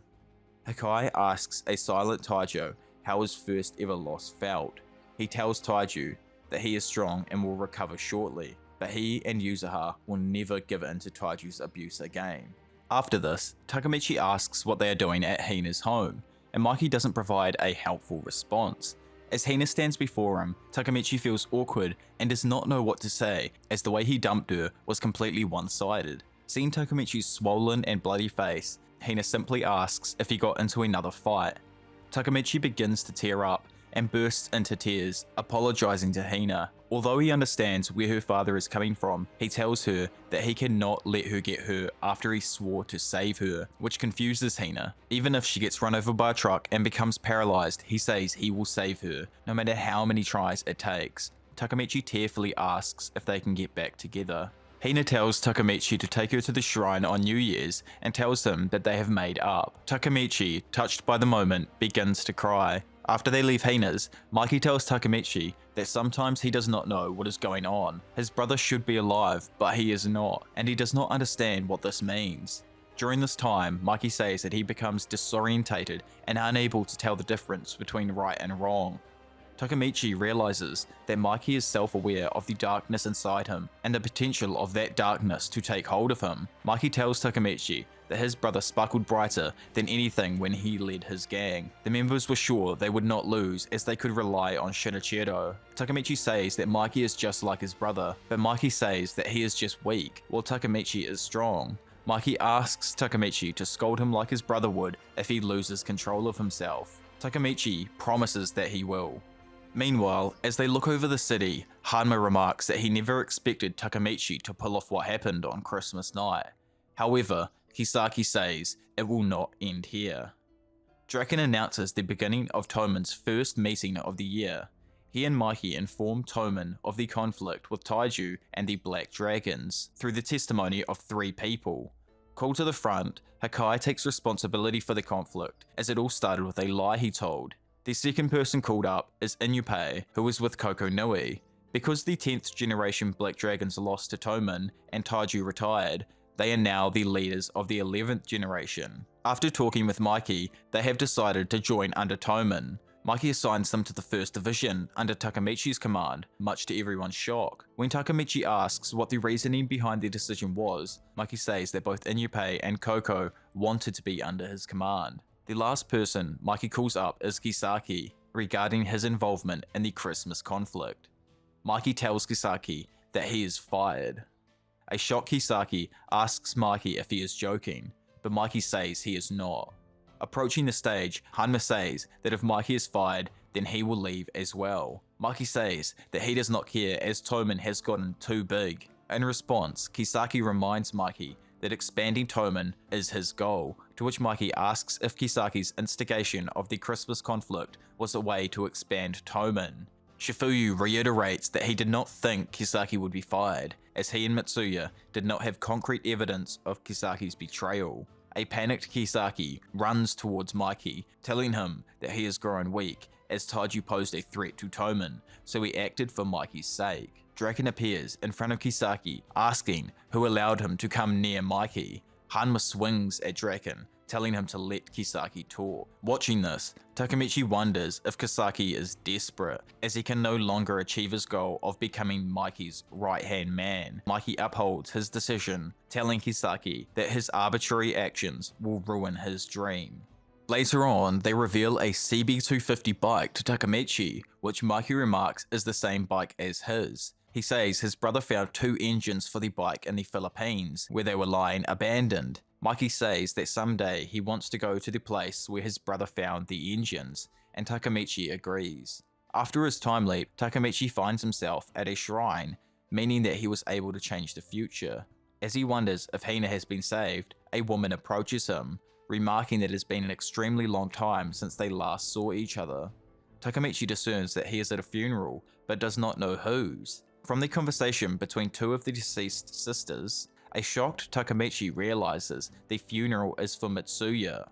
Entering the temple, he is horrified to find a picture of Mitsuya surrounded by flowers. When he checks his phone, he finds that Mitsuya's death is suspected to be a murder. Additionally, Hina was killed, dying in exactly the same way as before.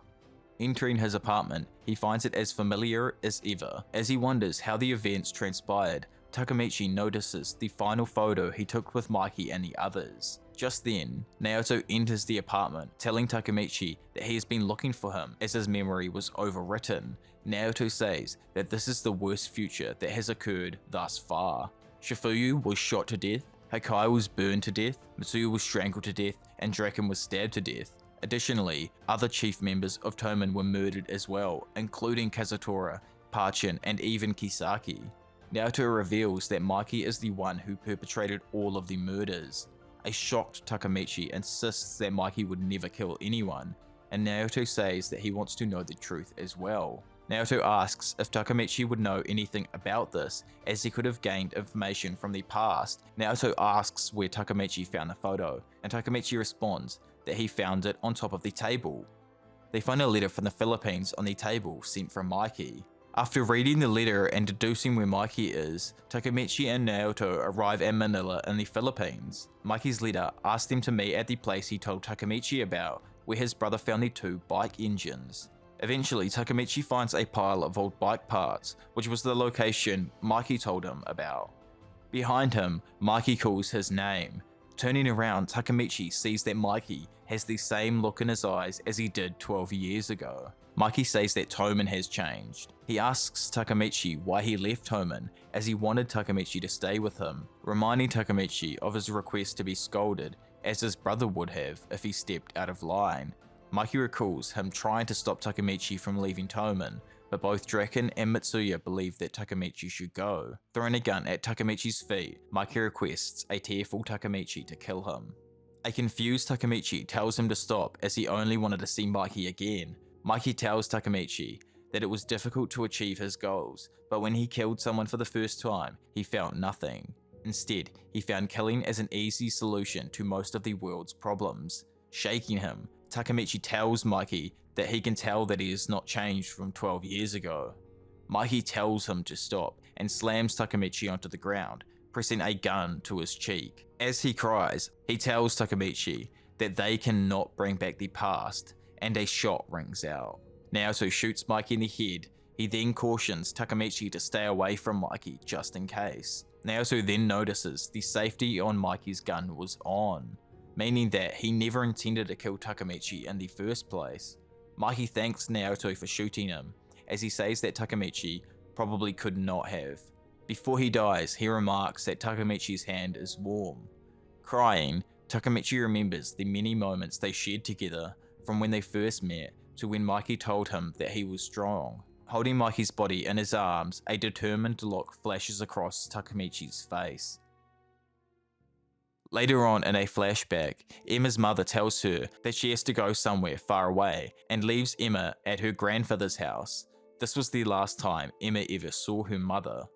As Emma watches her grandfather's martial arts class, Shinichiro walks by and compliments Baji on his fighting skills. Baji says that Emma sounds like a foreigner's name, which Mikey agrees. Baji then dubs himself as Ed, short for Edward, to match Emma's foreign name, and Mikey, Sano at the time, dubs himself Mikey, short for Michael. They run around the dojo, playing and joking around. In the midst of this, Emma admits aloud that she knows her mother hates her, as it is why she abandoned her. Even though she knows this, she cannot stop herself from missing her. In the present, Emma reflects that she has never felt lonely from that time on. Smiling, she walks towards Draken, who has been waiting for her outside. Somewhere else, Takuya remarks that he has to use the restroom as his stomach hurts. Akun says that he has to go as well. Just as Yamagishi tells Shifuyu that they got jumped by another gang, the same gang members exit a train in front of Takemichi. Bringing out a beaten Akun, they ask him if Takemichi is a Toman member as well. One of the gang members tells Takemichi that he will become their 5th Toman victim. Before he can begin his assault, Shifuyu runs up and kicks him, saving Takemichi. He tells Takemichi to run.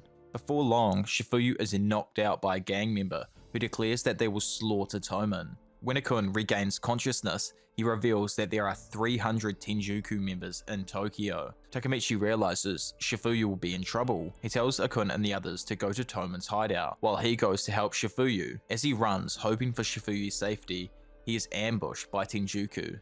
Suddenly, Akun appears, kicking one of Takemichi's attackers. In surprise, Takemichi realizes that Akun, Yamagashi, and Makoto followed him.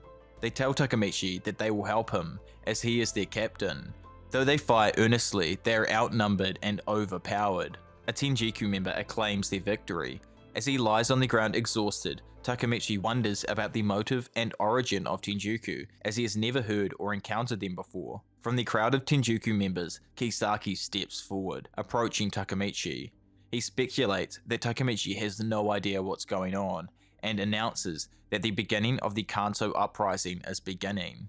Kisaki announces to Takemichi that he is now the general staff officer of Tenjiku, a Yokohama gang. As the Tenjiku members surround Takemichi and his friends, 2 bikes suddenly arrive, mowing down the panicked group. On one of the bikes, someone who Takemichi recognizes as Smiley, the 4th Division captain, arrives with an unconscious Takuya. Takemichi is confused until Smiley pulls him up onto the bike. Yamagishi explains that Smiley has a twin nicknamed Angry, who is the vice captain of the 4th Division. The twins take Shifuyu and Takemichi to raid Yokohama to counterattack Tenjiku. After they notice 2 Tenjiku members, Smiley and Angry prepare to gather information about Tenjiku's hideout from them. Takemichi remarks that their method of gathering information is more like torture. Takemichi tells Shifuyu that he met Kisaki, who joined Tenjiku, and he now believes that Kisaki's goal is to create a Toman that is convenient for him, coming from the future to achieve his goal. If Kisaki is a time leaper, he is now desperate, as he was killed by Mikey in the future and can no longer return until he can change the future.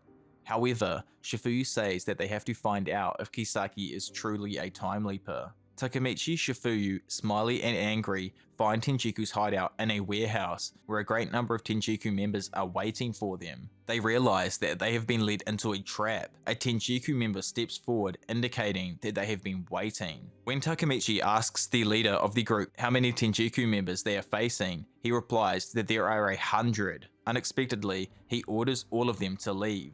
The Tenjiku member introduces himself as Kakucho, one of Tenjiku's big 4, and Smiley swings a punch. Just before Smiley gains the upper hand, Kakucho grins. Smiley knocks down Kakucho by diving at him with his legs outstretched. As Kakucho lies on the ground, Smiley tells him that he is as strong as he expected Taiju's big 4 to be. As the group prepares to go back to Tokyo, Takemichi says that Kakucho seems familiar.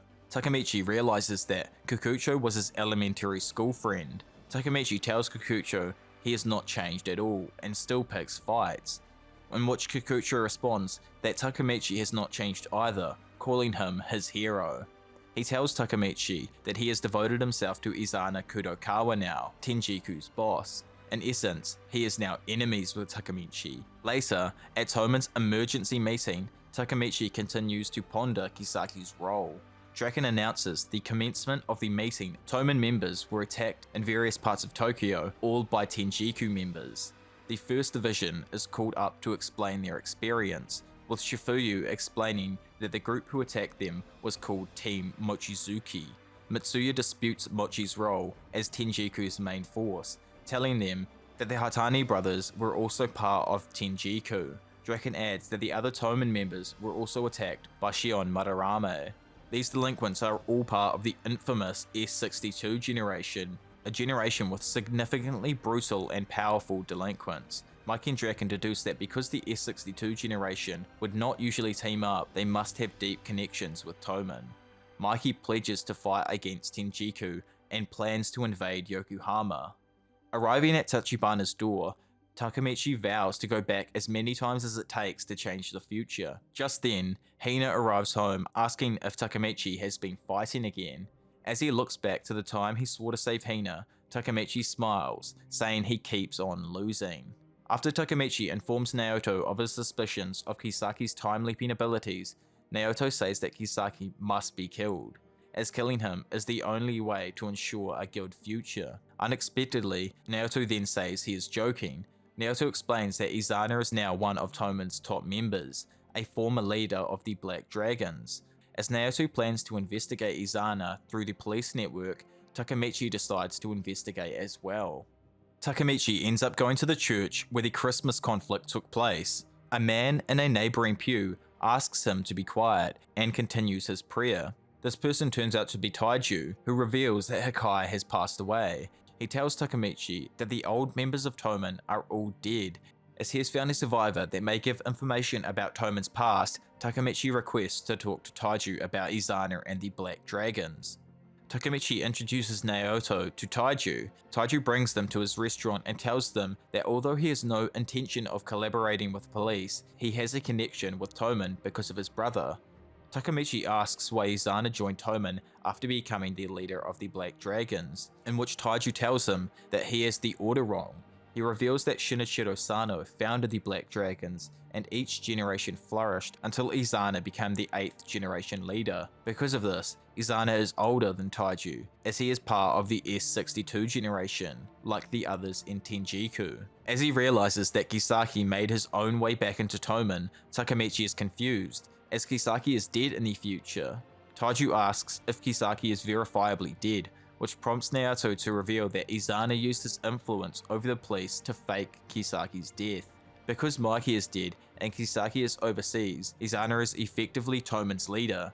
Just then, Koko enters along with Inupi and numerous gang members. Inupi reveals that they are there to abduct all 3 of them on the order of Izana. Taiju tells Takemichi and Naoto to escape through the back, asking Naoto to investigate Hakai's death. As he and Naoto run along an alleyway, Takemichi thinks about what Taiju said to Inupi and Koko. Suddenly, he is face to face with the barrel of a gun, pointed by Kisaki.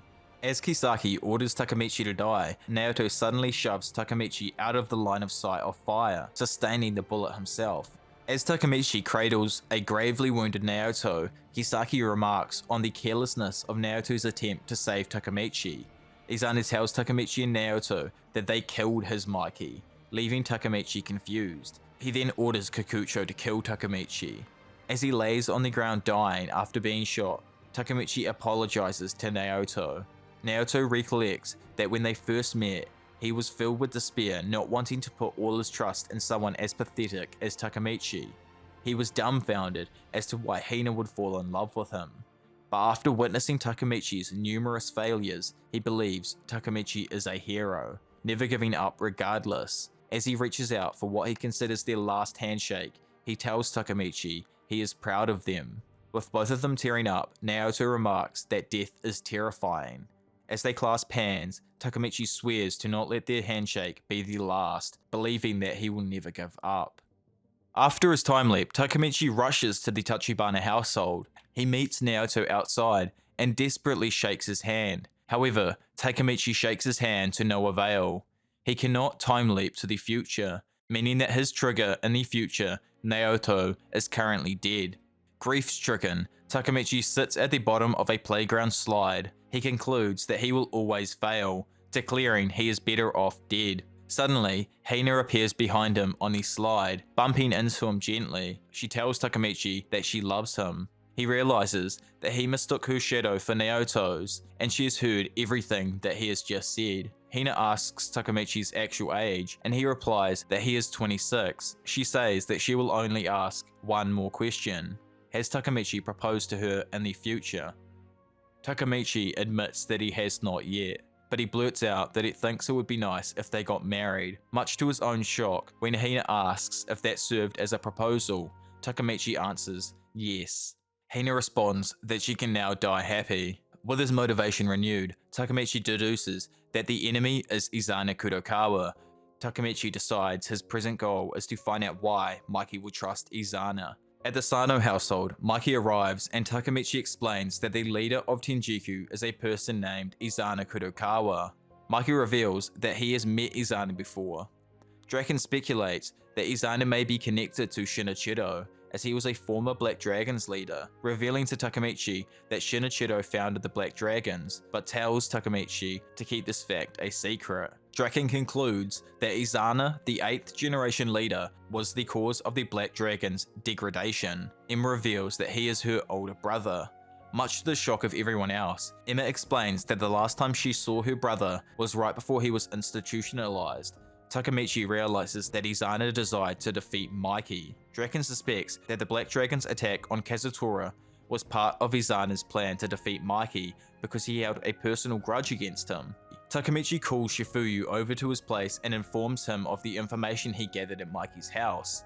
Just as he announces the start of his strategy meeting, a honk outside interrupts them. The car window rolls down, revealing the 5th Division Captain, Mucho. Stepping out of the car, Mucho greets Takemichi. As Shifuyu tells Takemichi to watch out, Toman's 5th Division steps up, restraining all of Takemichi's friends, leaving him without any allies. As Takemichi asks what's going on, Mucho repeatedly punches him in the face. With Takemichi barely unconscious, he hears Mucho mention that Izana is giving him busy work. Takemichi finds Inupi and Koko beaten and restrained to chairs. Inupi explains to a confused Takemichi that Mucho has been allied with Izana all along, as he is part of the S-62 generation. Mucho pulls a chair up and explains that the Toman's 5th Division has a unique role, serving as the Special Task Division, which enables them to engage in infighting. Calling the 5th Division the Public Morality Council, Mucho says that the 5th Division serves to punish Toman's traitors, even without Mikey's permission. Inupi speculates that Mucho believes Takemichi is a spy for Tenjiku and brought him and Koko into Toman as part of this. Mucho responds that they are getting worked up over a misunderstanding and recalls that he and Izana committed crimes together, then formed different gangs and became known as the S-62 generation. However, Izana stopped in gang activity, leaving Mikey to recruit him into Toman. He explains to Takemichi that he is a founding member of Tenjiku. Takemichi asks Mucho what he is trying to accomplish. Mucho explains that Koko is a valuable asset as he has an aptitude for money making, leaving him desirable to Izana.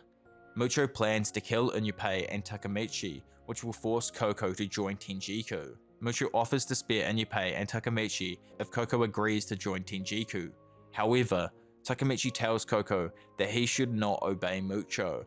When Mucho remarks that Takemichi has no chance of winning a fight against him, although he was still restrained, Takemichi charged at Mucho.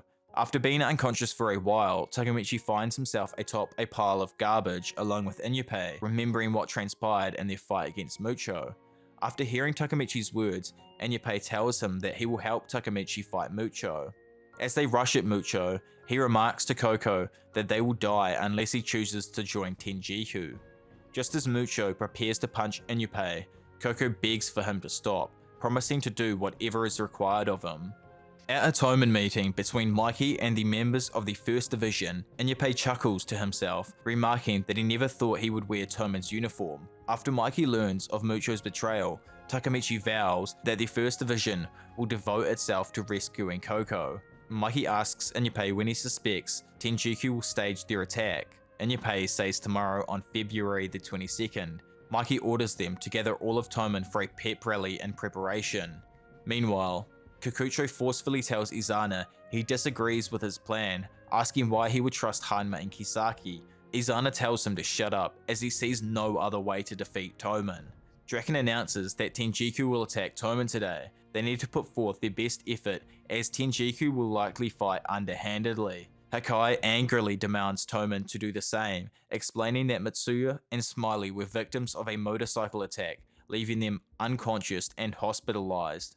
Just then, Payan revs his bike, telling them to shut up. He remarks that they are cowardly for fearing defeat. Though he understands how Hakai feels after the attack on Mitsuya, he tells them to look at Mikey as he is not smiling. Mikey acknowledges that all the captains cannot help during this battle, but they can rely on him. With their confidence renewed, Toman vows to crush Tenjiku. When morning comes, Takemichi and Inyepei visit Shinichiro's grave, where Inyepei declares Takemichi as the 11th leader of the Black Dragons. Soon after, Izana approaches them.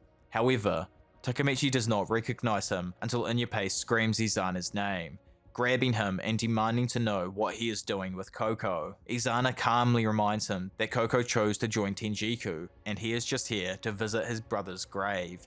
He tells Inyepei that he does not care about him anymore, as he now has Koko. Behind them, Mikey, who is with Emma, tells Inyepei to let go.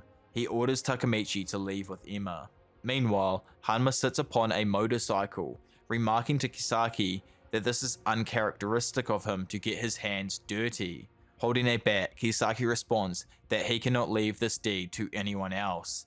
From a distance, Emma and Takemichi watch the graveyard. She asks aloud why the boys have to fight all the time, saying that Mikey has always retained a strong exterior as a gang leader. However, she says he is just a child, unable to sleep without his old blanket. Emma vows to save Mikey, just like how he saved her. Takemichi realizes that Emma is the only person who can understand and support Mikey. Emma asks Takemichi if he wants a drink from the vending machine.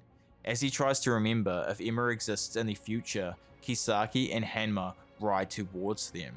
After Takemichi and Emma buy their drinks, they see a motorcycle riding straight towards him. In the passenger seat, Kisaki screams as he speeds past Takemichi, narrowly avoiding him, and strikes Emma with a bat. Still processing what just occurred, Takemichi sees Emma on the ground. In shock, he realizes Kisaki was targeting Emma. Before driving away, Kisaki tells Takemichi that it is over. As he cradles Emma's motionless body, he realizes everything he has tried to change thus far has been for nothing, as Emma is the key to saving Mikey. Crying, he begs her to wake up, as he cannot save her if she dies in the past. Hearing the commotion, Mikey approaches them and sees Emma on the ground. Mikey asks what happened, and Takemichi explains that Emma was hit in a drive-by biker attack perpetrated by Teta Kisaki. Mikey tells Takemichi to set Emma on his back as they walk to the hospital. Mikey asks if she remembers the last time he carried her. When she was 5, she broke her leg chasing him. Emma begins to instruct Mikey on what to do if something happens to her, requesting Mikey to tell Draken that she loves him. As her eyes well up with tears, Emma tells a crying Takemichi to take care of Mikey for her, just before her body slumps in death. Panicked, Mikey tries to reveal to Emma that Draken has mutual feelings for her, telling her that he will call him as soon as they reach the hospital, in hopes that she will wake up. However, she does not respond. Trembling, Mikey tells Takemichi to put his jacket over her as she is getting cold. Mikey is silent when Draken asks what happened. He angrily punches Mikey in the face, demanding as to why he let this happen. Takemichi begins to reason with Draken, telling him to overcome and accept the events. However, he realizes the absurdity of this, as he has been unable to accept Hina's death himself. Defeated, Takemichi knows he cannot reverse this fate. As Toman awaits their leader at the shrine, they wonder what is going on. Just then, Inyepei pulls up on his motorcycle, informing them of the events. At the hospital, Mikey is still in his catatonic state, having lost the will to fight. Takemichi vows to fight Tenjiku, even if he has to face them alone. Shifuyu meets Takemichi outside of the hospital, bringing him to the shrine where Toman is waiting. They announce that Emma has died in an accident, which means neither Mikey nor Draken will be able to fight. However, he insists that they fight Tenjiku tonight, which angers Toman, causing them to turn their backs on him. Having originally planned to fight alone, he tells Shifuyu that he is going to fight Tenjiku, even if he has to do so alone. Shifuyu offers to fight alongside him, though he expects both of them to die at Tenjiku's hands. Just then, Akun exclaims to Takemichi that he is going to fight with him as well, as Takemichi never runs away from a fight, prompting Yamagishi, Makoto, and Takuya all to agree to fight with them. Shifuyu tells Toman that although the odds are against them, running away would ensure the end of Toman, leaving them with no choice but to fight. This riles up Toman. As they chant in support, Takemichi tells Shifuyu that he wants to save Emma and Baji as well, believing nothing is impossible. Not long after, footsteps announce Toman's arrival, led by Shifuyu and Takemichi. Kisaki tells Takemichi that he has been waiting, once again calling him hero. Izana points out Toman's disadvantage in the battle, as Tenjiku outnumbers Toman 400 to 50. He calls up Shion as their forerunner. Payan steps up, telling Shion to face him. He reminds Takemichi that he is the acting president of the 3rd Division. Shion interrupts Payan, saying that he can defeat all of Toman alone. Unexpectedly, Payan knocks out Shion with a single punch. After this, with Takemichi as their acting leader, Toman charges at Tenjiku to begin their fight. Takemichi shouts to Kisaki, and they both agree to settle their battle tonight. Izana watches the battle. He remarks that he is impressed. He stomps on Shion's unconscious face, remarking that the Black Dragons lost to Maki because of Shion's weakness. Although he says he does not usually engage in revenge, Izana asks Payan to fight him. When Payan eagerly charges towards him, Izana kicks him in the face, knocking him out with a single blow. Shocked, Takemichi realizes Izana's true strength. As Takemichi charges at Kikucho, he is easily thrown to the ground. Kikucho tells him he is weak, asking if he is just talk. Takemichi tells him to let him fight Kisaki. Kikucho tells him that he will stand as an obstacle until he is defeated. Seeing Takemichi on the ground, Shifuyu rushes to assist him, but he is blocked by Mochi, who punches him, telling him not to be distracted. Meanwhile, Inyupe tells Mucho to move, as he wants to talk to Koko. Just as he says this, Mucho easily overpowers Inyupe. As Inyupe cries out in pain, Mucho sits atop him, telling Inyupe that he is defeated. Hikai and Angry attempt to back each other up in their fight against Rindo and Ran. When Hikai asks, Angry says his arm may be broken. Rindo mocks this, telling Angry he will break another additional limb. Watching this, Shifu says that since they are both the baby of the family, they are used to being pampered. Amid Hikai and Angry's argument, the Hatani brothers knock both of them to the ground, mocking them for depending on their older siblings. Laying on the ground, Hikai and Angry look for their siblings once again, but conclude that it cannot be helped. They realize their shared weaknesses and reliance on others.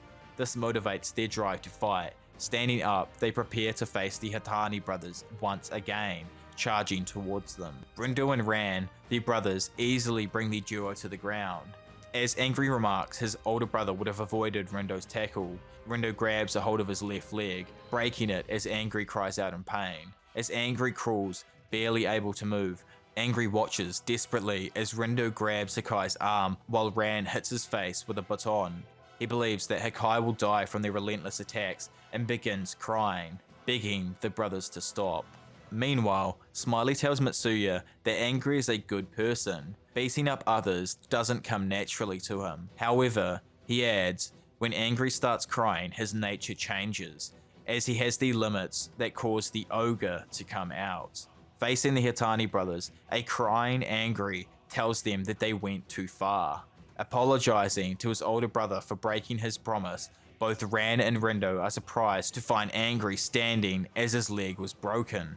Smiley tells Mitsuya that as the crying blue ogre, that Angry is over 100 times stronger than himself. Rindo eagerly tackles Angry. However, much to his surprise, Angry does not budge. Angry tells him that he last cried during his 4th year of elementary school. His brother told him not to cry again, as he would become a murderer if he did so. Angry knocks out Rindo in a single punch, much to the shock of everyone around them. The Tenjiku members witness this with confusion, causing Mochi to abandon his fight with Shifuyu to fight Angry. Putting his arm around Angry, Mochi remarks that he can beat him alone, just before Angry slams Mochi's head into the ground with a punch. As he cries, Angry asks the fearful Tenjiku members who is next. Mucho steps up. Simultaneously, they grab each other's arms. However, Angry overpowers Mucho, slamming him onto the ground. As Inyupe, Shifuyu, Angry, Takemichi, and Hikai stand up, believing that they have the advantage, Mucho stands up, remembering an order Izana relayed to him. Swinging a blade, Mucho announces that he has no intention to lose. Just before he stabs Takemichi, Kikucho stands between them, grabbing Mucho's blade. Kikucho punches him, telling Mucho that he does not want him to be ruined by Tenjiku. Confused, Takemichi and his friends wonder if Kikucho is their ally. Kikucho tells Takemichi that he is not the same person he knew in elementary school. Kikucho quickly dispatches Angry, Shifuyu, and Inyupe. As he watches, Izana remarks that the other Heavenly Kings are useless in comparison. With most of Toman's members exhausted and defeated, Kikucho tells Takemichi that now he comprises Toman. Facing Kikucho, Takemichi tells him that although he has gotten stronger, he is now a member of a brutal criminal organization. Standing over Inyupe, Koko remarks that Takemichi, as well as Inyupe's dreams for the Black Dragons, will be easily defeated. Shifuyu, unable to move, panics about Takemichi's safety. Takemichi gets up again, remarking that Kikucho has not changed, as he still punches like he did when he was a child. Just as Inyupe tells Koko that Takemichi will never lose, Kikucho tells him to prepare to die, punching him again. Just as Kikucho prepares to deliver his final blow, Shifuyu leaps in between the two. Crying, he implores Takemichi to accept defeat, as no one from Toman is left standing. If Takemichi continues fighting, he will die. With his face swollen and bloody, Takemichi screams, insisting that Toman will never be defeated as long as he is there. In reaction, Kisaki tells Kikucho to move over. Asking if Takemichi has the determination to win, even if he dies, Kisaki points a gun at his head. Takemichi reflects back on his lack of fear as the encouragement and self-sacrifice of countless people. After Takemichi asks Kisaki what is holding him back, a shot rings out. However, Kisaki cannot bring himself to kill Takemichi, shooting him in the foot instead. Takemichi vows not to give up even at the cost of his death. As Kisaki holds a gun to Takemichi's head, threatening to kill him, Takemichi eggs him on, telling him it should be easy since he has already killed Emma. In response, Kisaki pulls away his gun and punches Takemichi in the face. Just then, Akun grabs him, supporting him to stand. He reminds Takemichi that he is not the type to give up. Shifuyu tells Takemichi that he is glad he took over Baji's role. Turning to Kisaki, he says that although he wants revenge for Baji's death, their battle should not become fatal. Kisaki angrily retorts that their resolve does not change the fact that Toman is losing. He then proposes that Tenjiku and Toman merge under Toman's name. Upon hearing this, Takemichi punches Kisaki in the face, telling him that he will beat him up until he understands. Takemichi prepares to punch him once again. However, Izana blocks his punch, telling Kisaki to move out of the way, as he will kill all of Toman. Takemichi tries to think of a reason as to why Mikey would turn evil. He concludes that Tenjiku's influence caused Mikey's downfall. Tearfully, he swears to protect Mikey. Just as he is about to punch Izana, Takemichi suddenly stops, having detected someone's arrival. Raising his fist in the air, he asks what took Mikey so long. He then reminds everyone of his promise not to lose. Everyone is astounded by Mikey's appearance. As Takemichi cries tears of relief, Mikey hugs him, thanking him. However, Takemichi is still concerned about Mikey, as he should not be in the right mental state. Just then, the sound of Draken's motorcycle signals his arrival. As Takemichi questions why both of them are here, Hina is revealed to be with them. Earlier, after Takemichi left the hospital, Hina requested to talk with the distraught Mikey. Hina confesses that Takemichi is trying to save a lot of people at once. She explains that she will die in 12 years, and that Takemichi came from the future to save her. Though they may not believe her, Takemichi's palpable desperation confirms this. Crying, Hina says that although Takemichi wants to save everyone, she is powerless to help him. This brings Mikey and Draken out of their despair, as they remember the numerous times Takemichi tried to save Toman.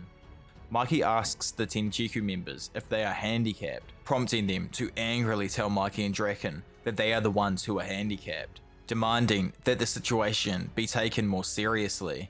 Mikey responds that Tenjiku are the ones that should take them more seriously, declaring that he can take down 20,000 men. Turning to Kisaki, Izana remarks that his plan probably did not go as expected. Suddenly, Izana rushes towards Mikey, landing a kick on his face. Just then, Mikey releases his signature kick. However, Izana blocks it just before complimenting Mikey on his skills. After this happens a third time, Takemichi realizes the true strength of Izana. Izana says that despite Mikey's impressive fighting prowess, his moves are easy to read, much to everyone's shock. Just as Izana punches Mikey once more, Mikey asks why he killed their sister. He tells Mikey he plans to kill all of Toman and shape a distraught Mikey into Shinichiro. When Mikey asks if that is the reason he killed Emma, Izana responds by delivering a kick that throws Mikey onto the ground. Standing over him, Izana says that Mikey took everything away from him, so he must kill him. While Mikey blocks Izana's kicks, he tells Izana he is wrong, as they both still have a brother. After Mikey tells Izana that he wants to save him, Izana angrily tells him to shut up, kicking him. However, Mikey avoids the attack, remarking to Izana that he is starting to miss. He then punches and kicks Izana in succession, bringing him to the ground. Izana remarks that he is finally enjoying the fight, as Mikey's power poses a formidable challenge. Mikey dodges Izana's punch and instead strikes Izana in the chest. As he rushes towards Mikey with his fist, Mikey punches him. Izana recoils from the attack and visualizes Shinichiro and Emma standing with Mikey.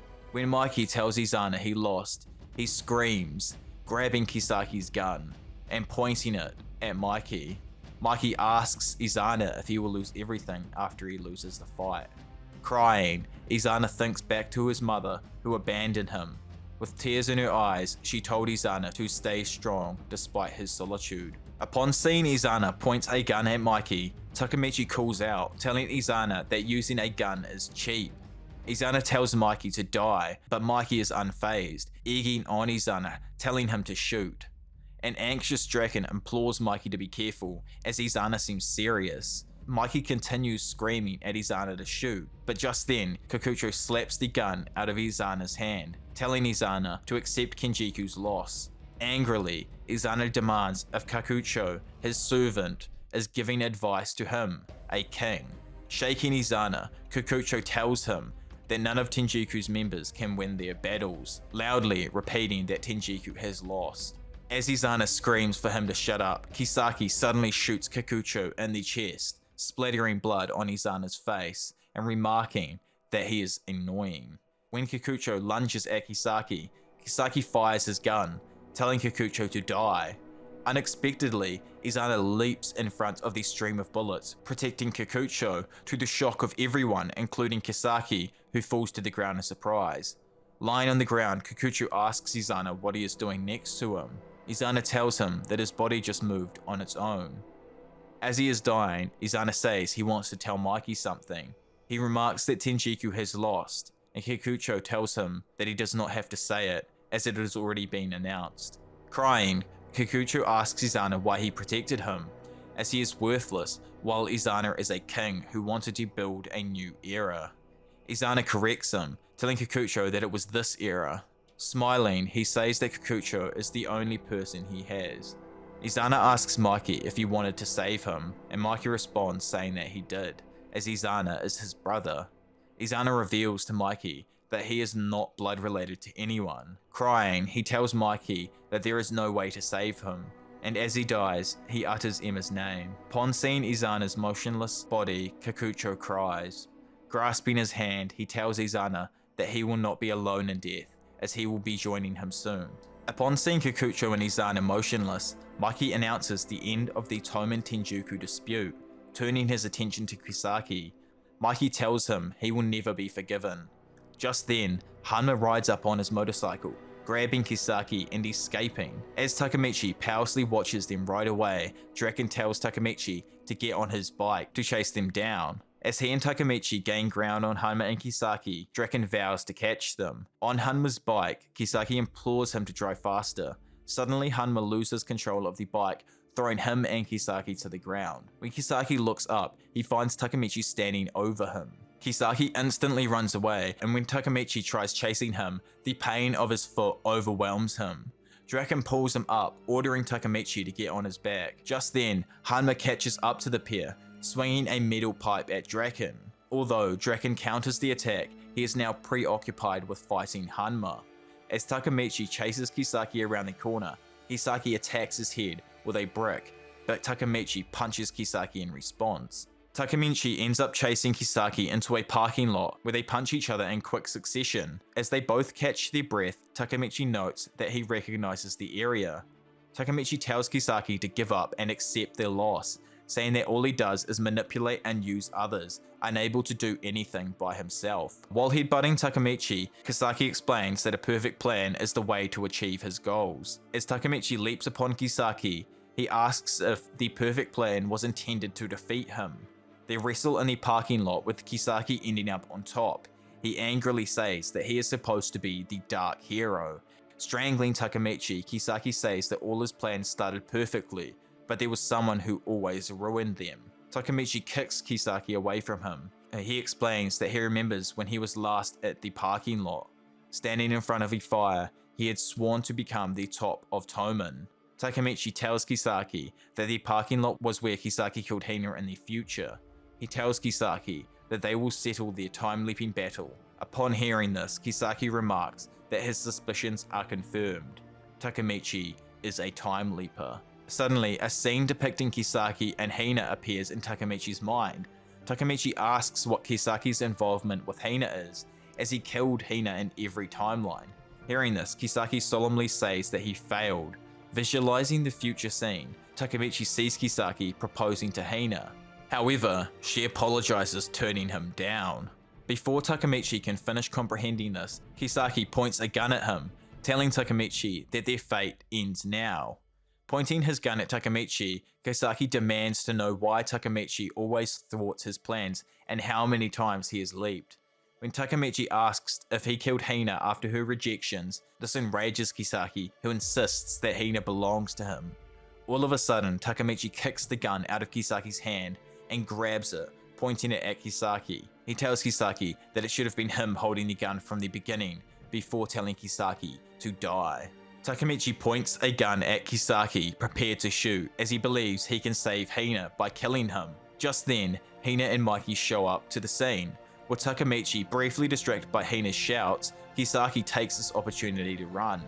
As Takemichi chases after him, he tells Kisaki that it is over, as no one will trust him anymore, in which Kisaki responds, saying that he can start over again, swearing to make Hina his someday. Takemichi says he will not let that happen, telling Kisaki that he will not even let him time leap again. Upon hearing this, Kisaki stops in the middle of a crosswalk, asking if Takemichi still thinks that he is a time leaper. Takemichi is surprised by this fact, but before Kisaki can explain, a truck crashes into him. After he is struck by the truck, Kisaki lays in the intersection. When he tried to get up, his mangled body prevented him from doing so. Screaming at his agony and powerlessness, Kisaki says that he does not want to die. As his body becomes motionless, Mikey and Hina catch up, with Mikey asking what happened. With Kisaki's death, the Kanto incident ends. The remaining S62 members are arrested, while the three deaths are Emma Sano, Izana Kudakawa, and Teta Kisaki. The participants of the Kanto incident are left to somberly reflect on the events. Following Hanagaki's triumph against his enemy, Teta Kisaki, and successfully altering the present to save the lives of his loved ones, Takemichi confesses to Mikey about his time-traveling abilities and his mission. Mikey believes him and subsequently summons the members of Toman to announce its disbandment. Through mixed feelings, the gang universally agrees with the decision. Later, the Toman captains gather for a time capsule, promising to meet again. Takemichi meets with Hina, who blames herself for causing the death of Emma due to Kisaki's obsession. Takemichi comforts her and proposes they marry in 12 years, to which she accepts, much to Naoto's own surprise. Takemichi returns to the present, with all his friends celebrating the wedding of Parchin. However, absent from all of them is Mikey himself. Draken and Shifuyu state Mikey runs a successful chain of restaurants and was busy overseas with work. Takemichi later visits Mitsuya's shop, who is responsible for Hina's wedding dress. Hikai and Yuzuha also enter the shop, and the group reminisces.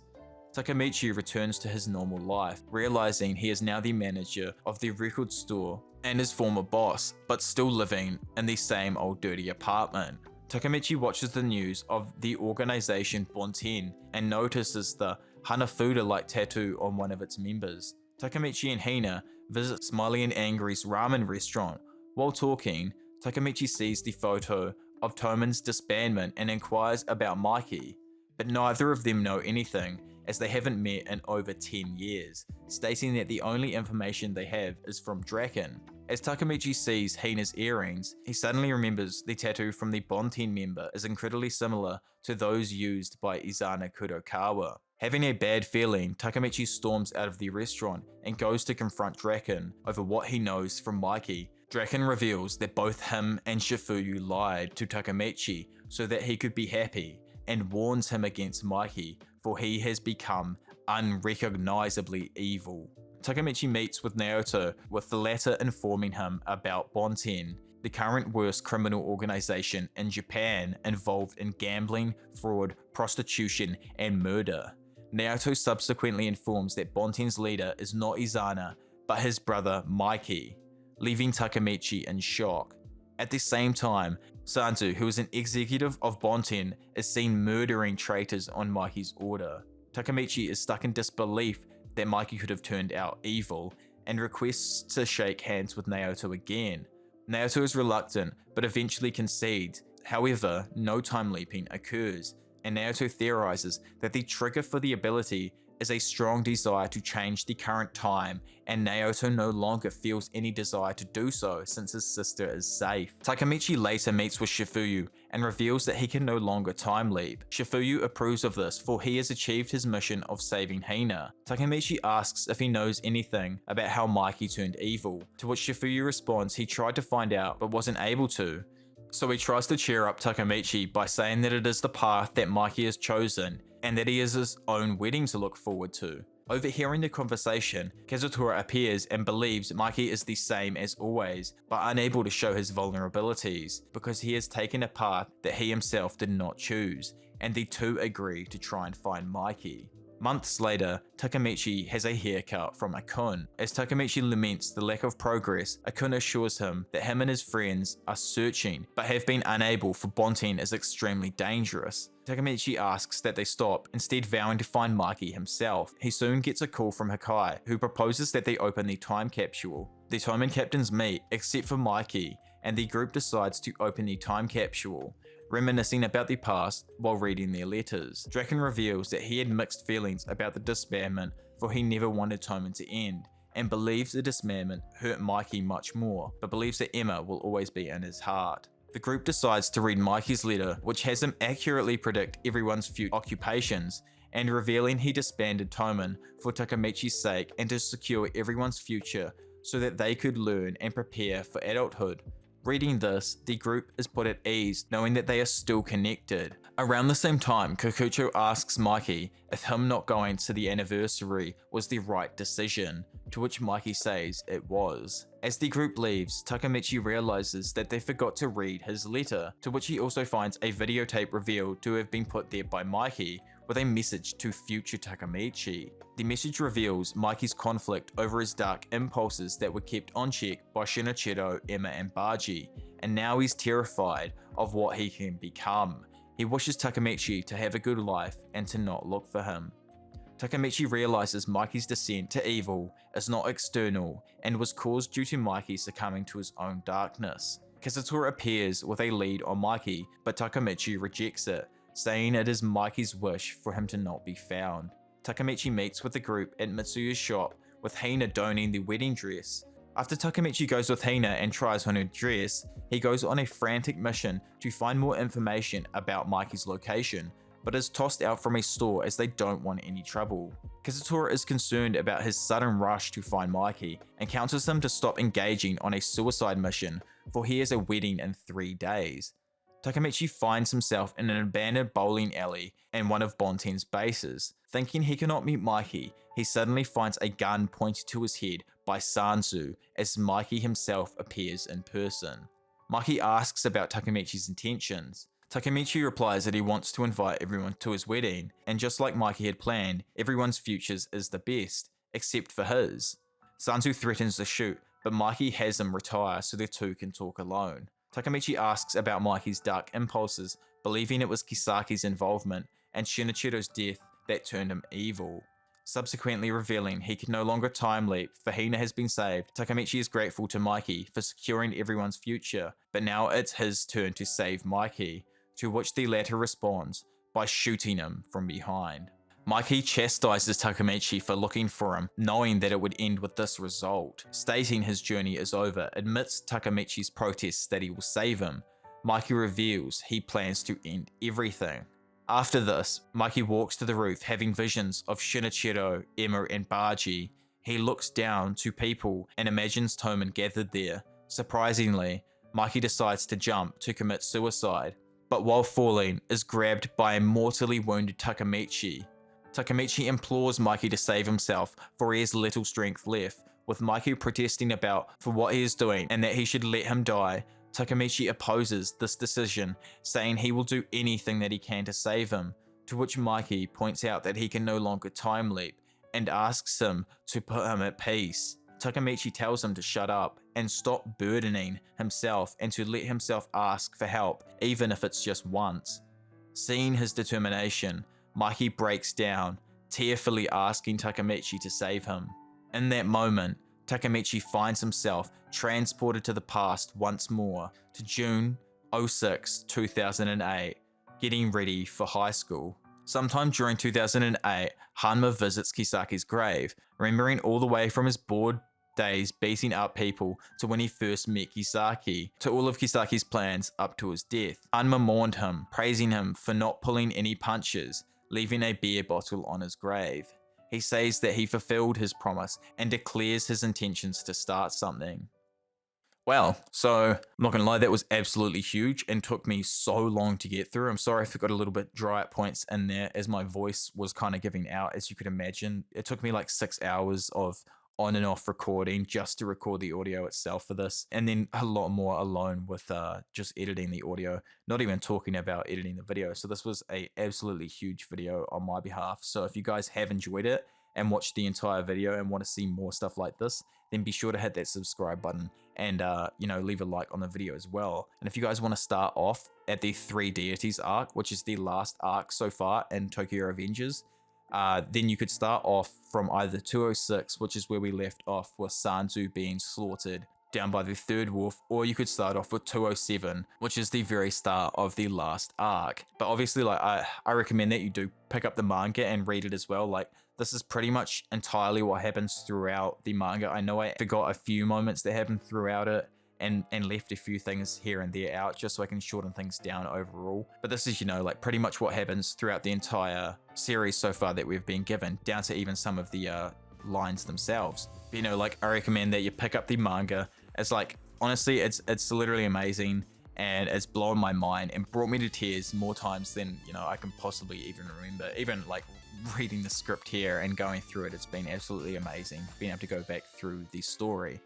I've also got to thank a few people from my Discord, as I wouldn't have been able to do this video without their help, as they really helped out with, sourcing a lot of the stuff for certain chapters for me and all that kind of jazz. And also, shout out to the Tokyo Revengers fandom wiki, as that pretty much has, you know, like a detailed explanation on what happens throughout every single chapter. And I really wouldn't have been able to do the majority of this video without that. So make sure you guys do check all that kind of stuff out. But if you do want to keep up to date with the latest Tokyo Revengers content and a lot more just like, I guess, anime videos in general, then make sure you hit that subscribe button. And also be sure to leave a like on the video, as it really helps out with the algorithm and pushes my stuff to a bunch of new amazing people. Plus, as I've said, this video has taken me ages, so you know, I wouldn't be able to thank you enough. But anyway, for now it's been your professional degenerate, Diavolo, and I will see you all in a bit. Bye.